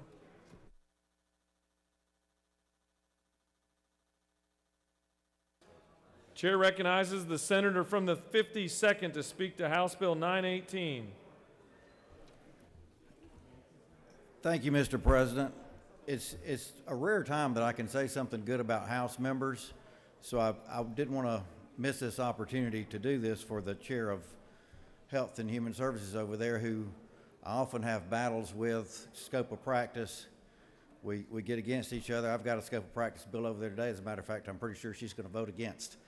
But having said that, we've talked about the least of these in Matthew. And who does it identify as the least of these? It says the hungry, the thirsty, the sick, those in prison, the naked, and the homeless. And this will be the 6th bill that she has brought over dealing with the least of these. HIV pilot program she did, the shackled female prisoners, the step therapy that lets people get their medicine quicker with cancer, those that have been kicked out of homes, giving them some rights, the elderly abuse that we just passed. And this one will help patients get the drug medicine and have a choice and get it much quicker in some cases when it's available locally from their cancer doctors, et cetera. There was a bill passed last year by Representative Knight and carried over here by the senator from the 11th that we thought solved this problem of steering to their own company that would let people have the choice of their local pharmacist to handle this, and it passed out and said you have to give them that choice. Well, they came back and made an interpretation that said, well, yeah, they have the choice to do it, but we're not going to pay for it. So we're back again with another bill to clarify that they do actually have to pay for it when they have that choice. That's the main part of this bill, is to clarify something from last session, and it will allow people a choice in who they get their pharmacy prescriptions from and not be forced to steer into often out-of-state companies. If there's no questions, I'll yield the will. You have a question. Chair recognizes the senator from the 48th. for a question. Thank you, Mr. President. Does the chairman yield? I'll certainly yield.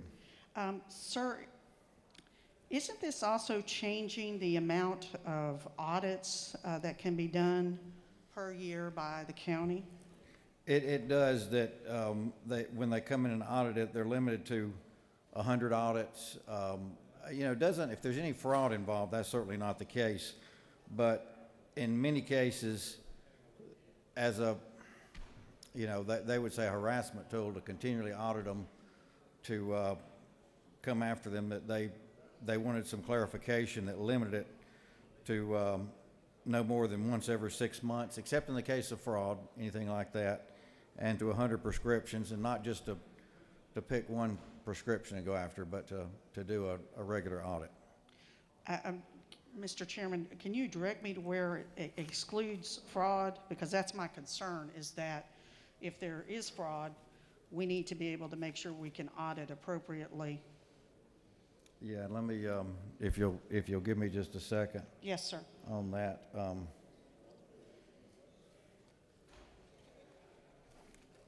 it in my notes.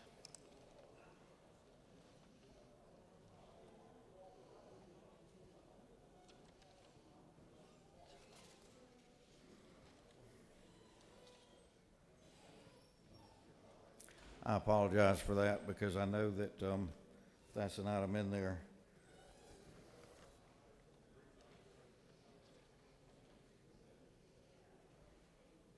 It's in section 26.4.118.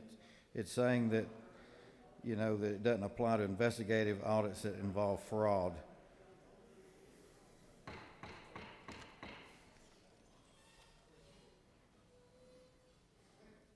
I've got that in the summary,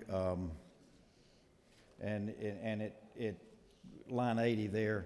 Line 80. There shall be no recoupment from a pharmacy in case of fraud. That if there's fraud involved, you know, this doesn't allow anything to be held back, but otherwise you can't just continually audit in a harassing manner.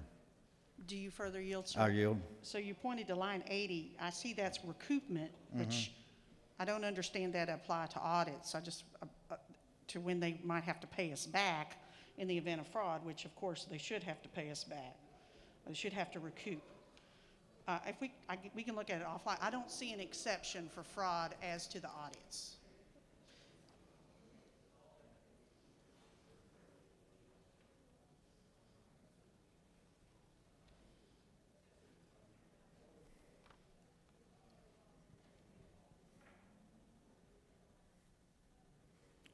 I'm happy to take it offline, Mr. Chairman. I don't see an exception. And I know that fraud's in there, and I know the chair lady had it in there, but I know that audit, if it says clearly that if there's any fraud involved, that doesn't apply. Yeah.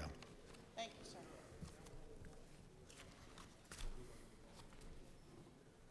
You have no more questions. Thank you, Mr. President. I yield the well. Does any other senator wish to speak for or against House Bill 918?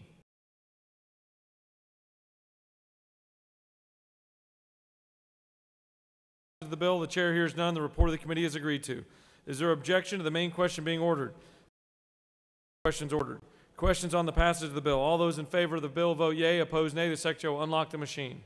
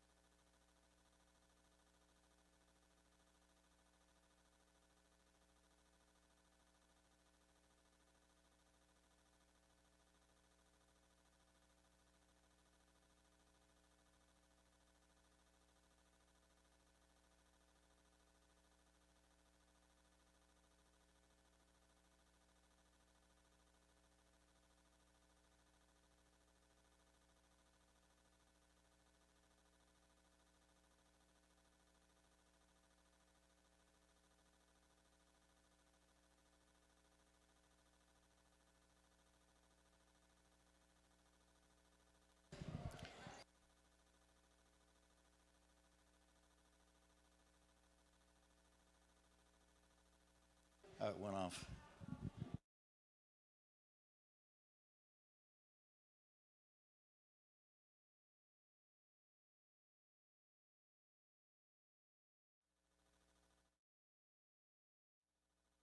President. Have all senators voted?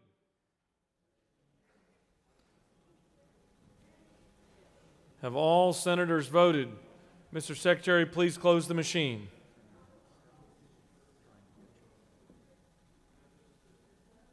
For what? Let me read through the vote. On the passage of the bill, the yeas are 47, the nays are 3. This bill, having received the requisite constitutional majority, is therefore passed. For what purpose does the senator from the 52nd rise? Parliamentary inquiry. State your inquiry. Isn't it true that lines 104 to 108 says that it does not exempt fraud and that the senator is sorry he didn't get it to her quicker? The senator speaks with great passion and diligence. Thanks for the follow-through.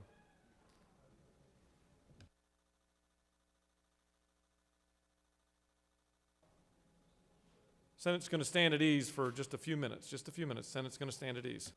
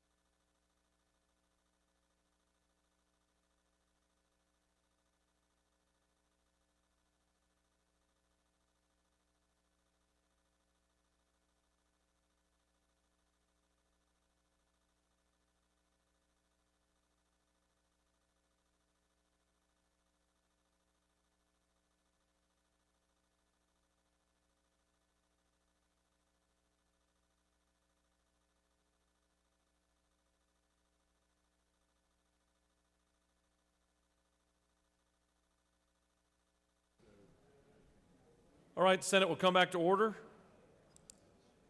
Senate will come back to order.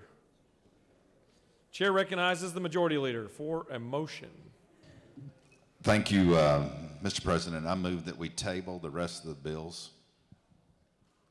The Majority Leader has moved that this body table the rest of the bills on the calendar: 664, 765, 786, 87, 877, 972, 953, 1020, 1039, 1125, and 1163. Is there objection? Okay. The chair hears none, and those bills are placed on the table. Parliamentary Inquiry. State your inquiry. Mr. President, is it not true that by tabling the bills, that doesn't mean they're out of consideration for today? It just gives us flexibility on when to bring them up. Just trying to work with the calendar as explained. Absolutely. Thank you.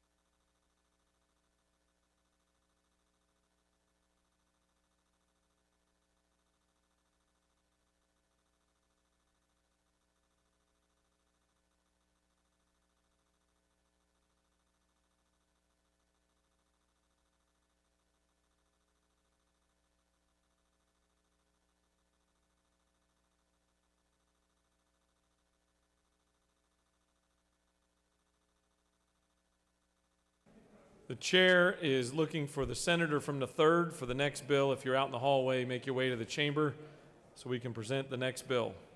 Senator from the 3rd.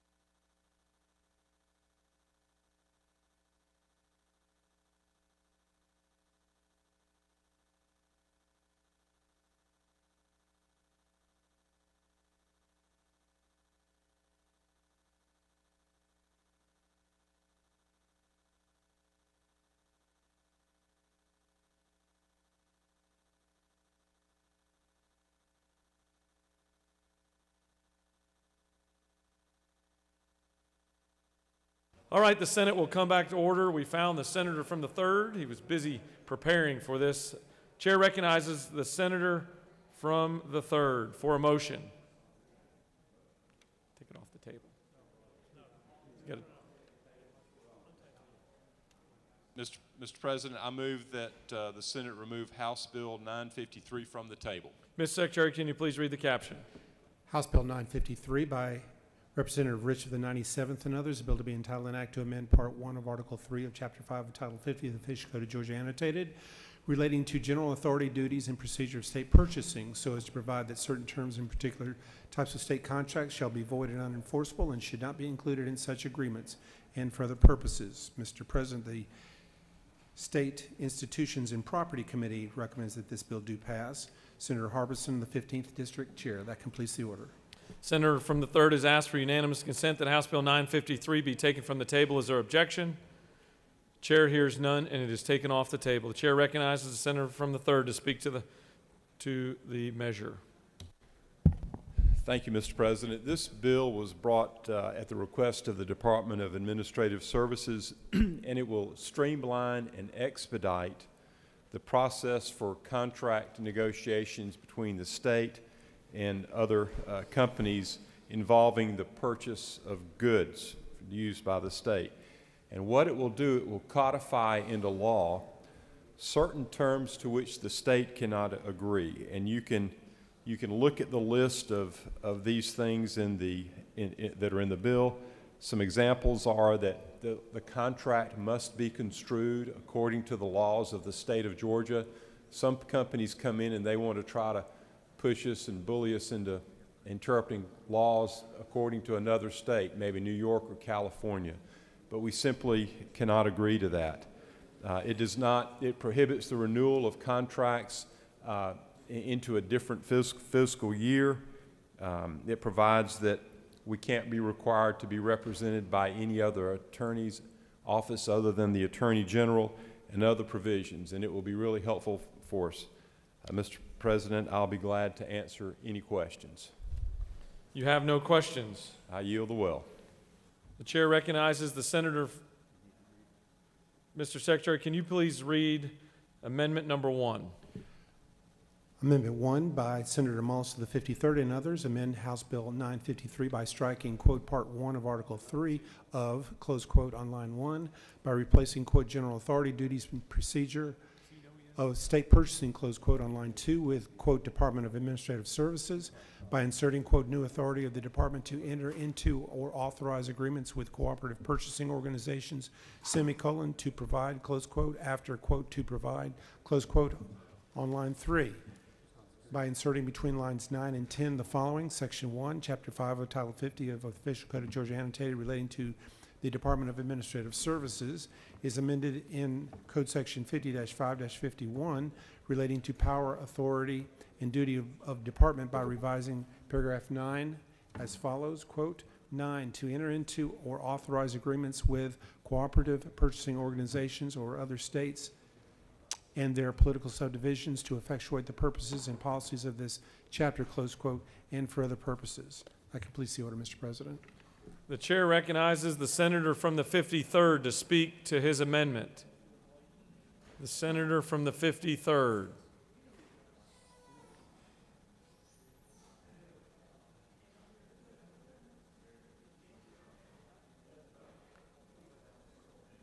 Chair recognizes the senator from the 3rd to speak to the amendment number 1. Thanks for volunteering. Thank you, Mr. President. Obviously, there's no objection to the amendment. This would authorize the Department of Administrative Services to enter into cooperative purchasing agreements with, in order to help us further save money when we're buying goods for the state. I'll be glad to answer any questions. You have no questions. Does any other senator wish to speak to the bill or the amendment? The chair sees none. All right, first we'll take up the amendment number 1. The questions on adoption of amendment number 1 by the senator from the 53rd. Is there objection to adoption of the amendment? Chair hears none, and amendment number 1 is adopted. Is there objection or agreeing to the report of the committee which is favorable to the passage of the bill? Chair hears none. The report of the committee is agreed to. Is there objection to the main question being ordered? Chair hears none. The main question is ordered. Questions on the passage of the bill as amended. All those in favor of the bill will vote yea. Opposed, nay. The secretary will unlock the machine.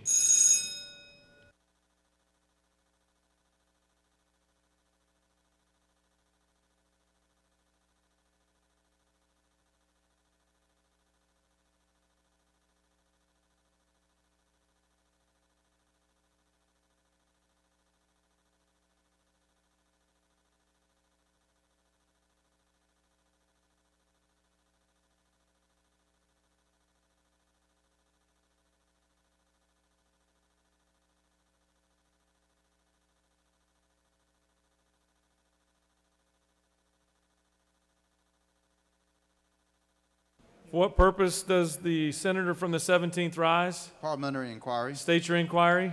Mr. President, isn't it true the senator from the 19th has arrived? The senator from the 19th. Can you look up, Senator? Oh, yeah, there you are. Have all senators voted? No.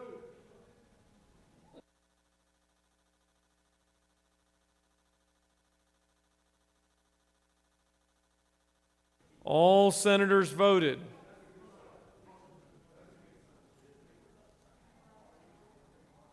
Mr. Secretary, please lock the machine. On the passage of the bill, the yeas are 45, the nays are 1. This bill, having received the requisite constitutional majority, is therefore passed as amended.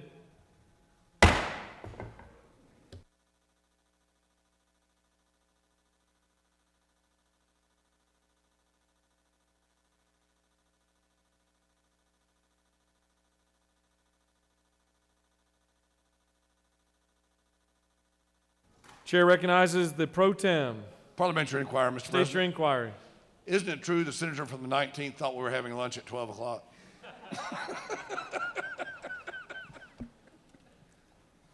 Probably so. I wish we were having lunch at 12 o'clock. For what purpose does the senator from the 19th rise? Parliamentary inquiry, Mr. President. State your inquiry. Is it not true that the senator from the 49th had many, many things in House Bill 793 that we had to address? I'm certain the gentleman knows of what he speaks.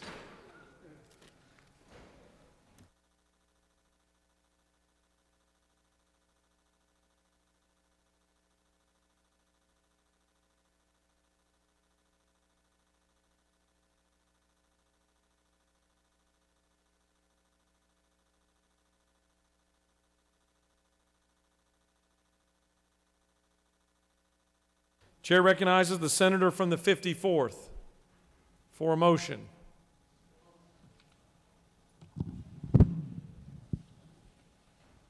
Yes, Mr. President, I move that House Bill 765 be removed from the table. Mr. Secretary, can you please read the caption? House Bill 765 by Representative Scoggins of the 14th and others, a bill to be entitled an act to amend Title 15 of the Official Code of Georgia annotated relating to courts so as to provide for an increase in the minimum compensation for chief magistrates, to provide for calculation of future increases in the minimum compensation for chief magistrates and for other purposes. Mr. President, the Senate Committee on Rules recommends that this bill do pass by substitute. Senator Mullis of the 53rd District Chair.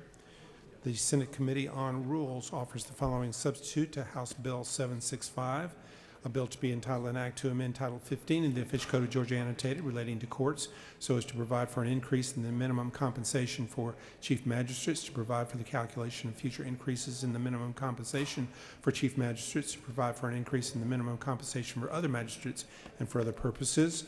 Mr. President, Senator Payne of the 54th District offers the Amendment 1 to the Rules Committee substitute to House Bill 765 by, at line 160, change the date from January 1, 2021 to January 1, 2022. Mr. President, that completes the order. Senator from the 54th has asked that House Bill 765 be taken from the table. Is there objection? Chair hears none and is removed from the table. The chair recognizes the senator from the 54th to speak to his motion, or to speak to the measure and the amendment. Thank you, Mr. President. Colleagues, Senate Bill 65 will amend Title 15 by adjusting the minimum compensation for magistrate court judges in our state. If you'll remember, Senate Bill 171 that we passed last year, and it was also passed the House, allowed compensation increases for all constitutional officers, sheriffs, tax commissioners, superior court judges. Senate Bill 171 did not include magistrate judges. And so this year we're just coming back. It was an agreement last year that we would look at magistrate judges going forward. This is the opportunity to come back and do that. This has been the year of doing the responsible thing. And I just want to take the opportunity to commend this body for just this week and us just putting things aside and doing the responsible thing for our districts and our state. And it's just showed up this week, but this is another opportunity to do the responsible thing, and that's just to allow a bill that will allow our local elected officials to be equal with with their peers. Mr. President, if there's no questions, I will yield the will. You have no questions. Does any other senator wish to speak to the bill or the amendment? The bill or the amendment? The chair sees none. All right, we'll take up amendment number 1. The question is on adoption of amendment number 1 by the senator from the 54th. Is there objection to adoption of the amendment? Chair hears none, and amendment number 1 is adopted. The question is on the adoption of the committee substitute as amended. Is there objection to adoption of the committee substitute as amended? Chair hears none. The committee substitute as amended is adopted. Is there objection to agreeing to the report of the committee which is favorable to the passage of the bill? The chair hears none. The report of the committee is agreed to. Is there objection to the main question being ordered? Chair hears none. The main question is ordered. The questions on the passage of the bill by substitute. All those in favor vote yea. Opposed, nay. Secretary will unlock the machine.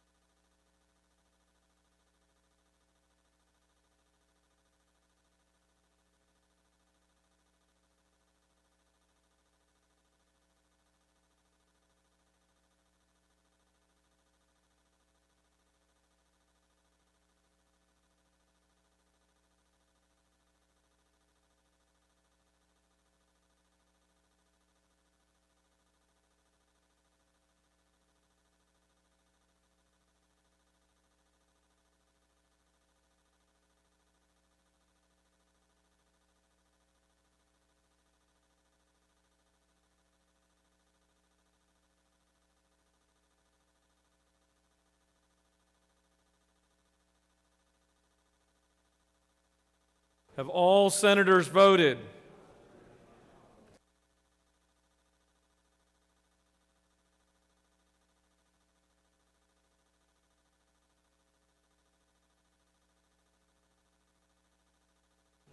Have all senators voted? Got a thumbs up from the hall. Mr. Secretary, please lock the machine. On the passage of the bill, the yeas are 28, the nays are 19. This bill, having failed to receive the requisite constitutional majority, is therefore lost by substitute.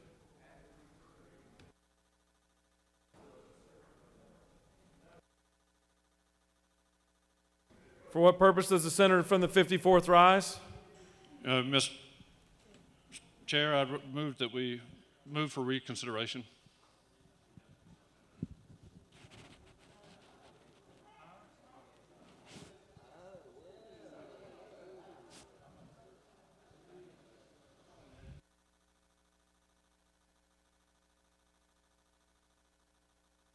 The senator from the 54th has moved for immediate reconsideration on House Bill 765. Is there objection? There is objection. For what purpose does the senator from the 45th rise? Parliamentary Inquiry. State your inquiry. Is it not true that several of us voted no against this bill because it's a pay increase, and here we are cutting people, and we ourselves have taken a salary decrease, and this is a percentage increase? Chair recognizes the senator from the 54th for 3 minutes to speak to his motion to reconsider.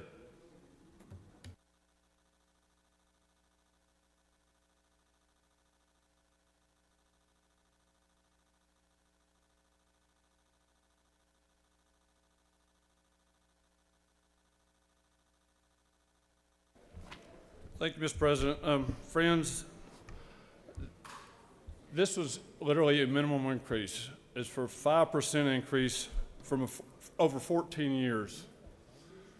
This is not, these people have to live too, and what we agreed to last year was literally when we gave the constitutional officers, we'd come back and look at magistrate judges. That's why we moved the date out to January 1, 2022. That was my amendment. That's what the intent of rules was to do, to move it out to January of 2022 before it would take effect. That gives the local jurisdictions the opportunity to adjust for that increase.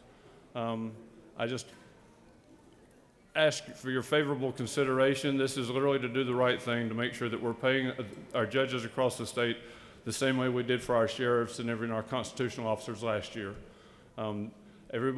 We are putting this off for 2 years to make sure that we're doing the right thing to let those local jurisdictions to have time to compensate for that increase. Mr. President, if there are no questions, I'll yield the way. Chair recognizes the pro tem for a question. Thank you, Mr. President. Senator Yield? Yes, I do. In agreement with Senator from the 45th, we are in a difficult economic time. But isn't it true that we specifically amended this bill to place it out a year in advance so that we have the opportunity to recover? And isn't it also true, Senator, that we, by pure oversight, left these folks out of the bill last year? Yes, sir. It is absolutely true. Isn't it also true that every family in Georgia is struggling? I don't care what part of the economic spectrum you're on, the socioeconomic spectrum you're on, we're having difficulties. And to single these people out would be patently unfair. Would you agree? I would completely agree. I urge you. Thank you for presenting this bill, Senator. Well, I'd also agree that, it's a tough time for everybody. It's a tough time on all our budgets and everything else, but at the same time, this was the agreement was made that we need to make sure that we keep our word and that we're doing the right thing for our magistrate judges as well as all our constitutional officers. So I just ask for your favorable support. If there's no other questions, Mr. President, I'll yield the will. You have additional questions. Do you continue to yield? Yes, sir, I will. Chair recognizes the senator from the 42nd. Thank you, Mr. President. Will the senator yield? Yes, ma'am, I will. Senator, isn't it true that many of us agree with everything that you just said, but have uneasiness because there's so much push and pull and competing interests in the budget, and we don't know what the budget will look like in 2 years and whether we think this is more appropriate than education or healthcare or some of the other competing interests, and that's where a lot of, at least I'll speak for myself, my nervousness comes in. Well, I would just say to that last year when we passed the raises for constitutional officers, we had no idea what the budget was going to look like the next year when those changes actually took effect, but we still passed it. And so that's kind of going down the same mindset of understanding. We're putting this out 2 years, saying that, this is something that needs to happen and needs to change. So we'll put it out in 2 years to let those local jurisdictions have time to. Well, Senator, your time has expired. Thank you. Thank you. I ask for your favorable consideration. Chair recognizes the senator from the 27th to speak against the motion to reconsider. You have 3 minutes. Thank you, Mr. President. I will not need that long. I encourage everybody to look at lines 25 through 39. This is not a modest increase. It's a 20% increase. We are binding, this is an unfunded mandate that we're binding local government to a year and a half from now. We just went through something that we didn't know was going to happen in January. When we came into this chamber in January, we had no idea what March and April would hold. It's resulted in the greatest unemployment increase in the history of America. We know that there's a possibility for a second wave and shutdowns that will follow that as well. I'm not opposed to these. I'm opposed to them today. I think that if we want this to pass and if we want this to go into effect in 2022, we have every opportunity to come back and do that in January of 2021.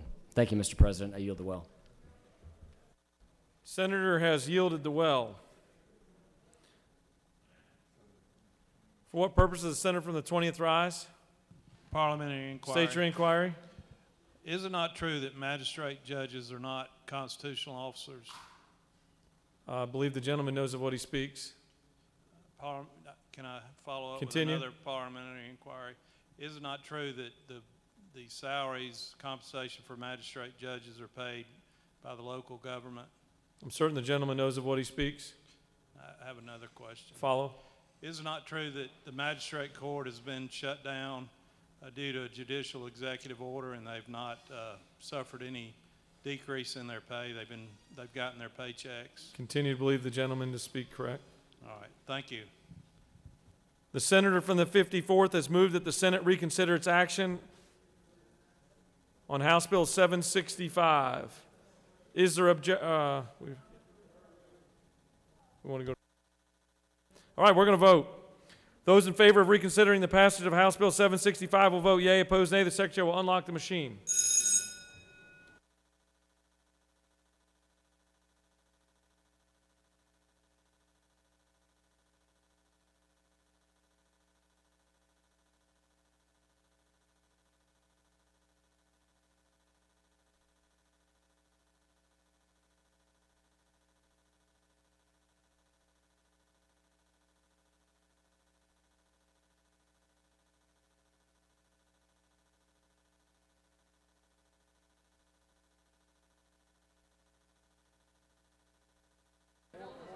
What purpose does the senator from the 27th rise? Parliamentary inquiry. State your inquiry. Mr. President, isn't it true that any local municipality who wishes to give their magistrate judges a raise may do so without an order from this body? Certain the gentleman knows of what he speaks. For what purpose does the senator from the 54th rise? Point of order. State your point of order. Mr. President, is it not true that this is a bill just to keep our word for bills that what we've done in the past? Certain the gentleman knows of what he speaks. Have all senators voted? Have all senators voted? Thumbs up in the hallway. Mr. Secretary, please close the machine. On the motion, the yeas are 26, the nays are 23, and the motion has prevailed. The Senate will reconsider House Bill 765.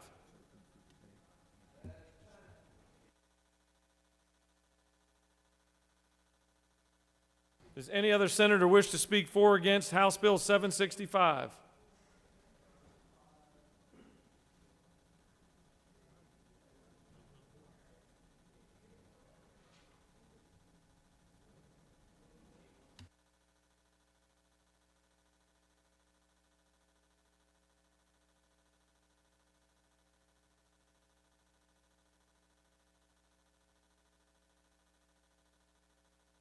For what purpose does the senator from the 54th rise?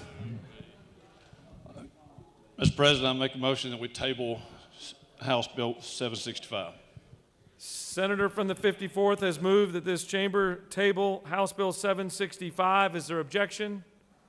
Chair hears none, and House Bill 765 is placed back on the table. For what purpose does the senator from the 9th rise? Parliamentary inquiry. State your inquiry. When this comes off the table, will it be full debate or will it just be up for a vote? A full debate. Thank you, Mr. President.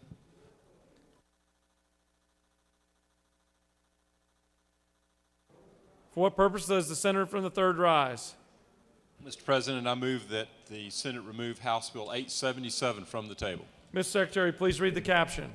House Bill 877 by Representative Hogan of the 179th and others. A bill to be entitled an act to amend Title 40 of the Official Code of Georgia Annotated relating to motor vehicles and traffic so as to provide for standards for issuance of a Georgia certificate of title for certain motor vehicles converted from original manufacturer condition in order to comply with certain state and federal requirements and for other purposes. Mr. President, the Senate Committee on Public Safety recommends this bill do pass. Senator Albers, the 56th District Chair. That completes the order. Senator from the 3rd has asked that House Bill 877 be taken from the table. Is there objection? Chair hears none, and it is taken off the table. Chair recognizes the senator from the 3rd. Thank you, Mr. President. House Bill 877 creates a process whereby low-speed vehicles can be receive a VIN number, be inspected in order to receive a license to be driven on the roads. A low-speed vehicle is one that can attain a speed of greater than 20 miles an hour, but less than 25 miles an hour, and this will be useful for some jurisdictions such as St. Simon's Island, which has seen increased use of these low-speed vehicles on roads where they don't attain a very high speed. I'll be glad to answer any questions, Mr. President. You have no questions, Senator. I yield the will. Does any other senator wish to speak for or against the measure? The chair sees none. For what purpose does the senator from the 7th rise? Parliamentary inquiry, Mr. President. State your inquiry. Is it not true that I believe the senator from the 3rd is trying to take after the good senator from the 7th in his attempts to beat my record in the well from the other day? Just as long as he doesn't try to copy your haircut. I forget where we were at. All right, here we go. Let's pick this back up. Is there objection or agreeing to the report of the committee which is favorable to the passage of the bill? Chair hears none. The report of the committee is agreed to. Is there objection to the main question being ordered? Chair hears none, and the main question is ordered. The questions on the passage of the bill. All those in favor vote yea. Opposed, nay. The Secretary will unlock the machine.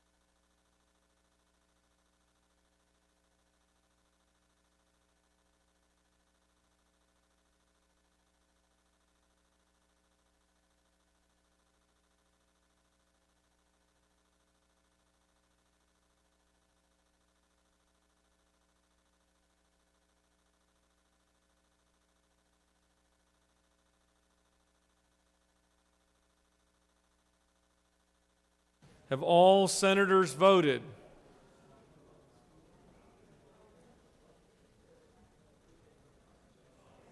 Hallways clear. Mr. Secretary, please close the machine. On the passage of the bill, the yeas are 49, the nays are 0. This bill, having received the requisite constitutional majority, is therefore passed. For what purpose does the senator from the 21st rise? Mr. President, I ask for unanimous consent to remove H.R. 1163 from the table. Mr. Secretary, can you please read the caption? House Resolution 1163 by Representative Gamble of the 15th and others, a resolution recognizing Georgia Supreme Court Justice Robert Benham and dedicating a bridge in his honor and for other purposes. Mr. President, the Senate Committee on Transportation recommends this resolution do pass by substitute. Senator Beach of the 21st District Chair. Mr. President, the Senate Committee on Transportation offers the following substitute to H.R. 1163, a resolution dedicating certain portions of the state highway system to provide for an effective date to repeal conflicting laws and for other purposes. Mr. President, that completes the order. Senator from the 21st has asked for unanimous consent that House Resolution 1163 be taken from the table. Is there objection? Chair hears none, and it is taken off the table. Chair recognizes the senator from the 21st to speak to the measure. Thank you, Mr. President. I bring before you H.R. 1163 as a substitute. It is the annual road naming bill from the House. The Senate Transportation Committee added 4 road dedications to this resolution. Senator Leroy Johnson, Mr. K.C. Bowen Jr., Ms. Betty Ann Repe, and Mr. Bill Madden. All road dedications met all the requirements that were needed, and I would ask for your favorable support of H.R. 1163 by substitute. Mr. President, if there are no questions, I yield the well. You do have questions. Okay. Chair recognizes the senator from the 45th for a question. Mr. Chairman, would you please yield? Yes. Mr. Chairman, the other day I had a bill to an amendment to name a certain intersection, Georgia Highway 316 and Harbins Road after Charlotte J. Nash, and you explained that if you were in office that you could not be on this list. Is that correct? If we want to name a road after you leave office, our rules are we have to wait 2 years. The House is 5 years, the Senate is 2. We also have a rule that we do not name roads after current elected officials. Your person that you want to name a road after, I told you that come January 15th, I will be coming back, and I will name that road after Ms. Nash. She's been a strong advocate for transportation and transit. She deserves a road named after her, but I thought we would be setting a terrible precedence to name a road after a current elected official. Would you further yield? Yes. The amendment stated, and I'm not going to be redundant and waste time, but it stated it would be effective next year. So does that mean, and we can have a off conversation, does that mean that you would have to wait 2 years after, so that would be 2024? The 2-year waiting period is for senators and state representatives, not for county chairmen or mayors or anybody else. I didn't understand that. All right. All right, thank you very much. Do you continue to yield? Yes. Chair recognizes the senator from the 38th for a question.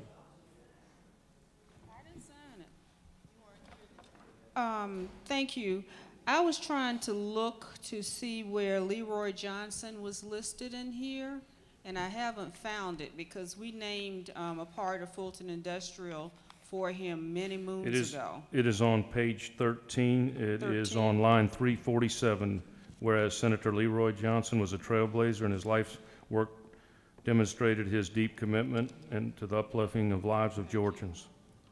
On line 347.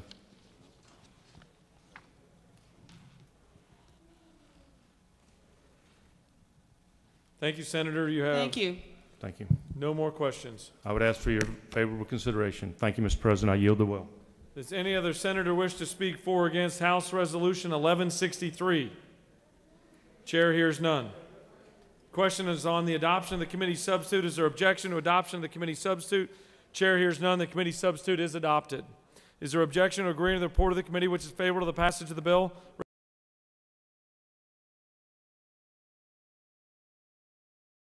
Main questions ordered. The questions on the adoption of the resolution by substitute. All those in favor vote yea. Opposed.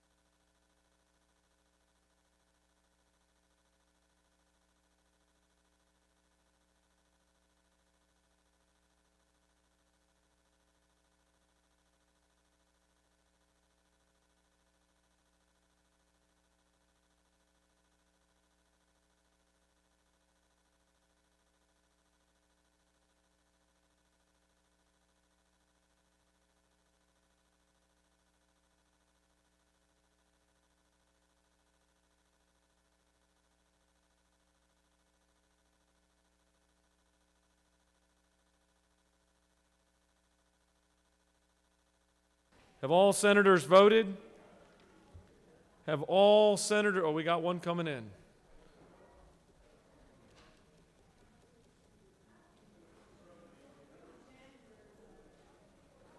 All senators have voted. Mr. Secretary, please close the machine.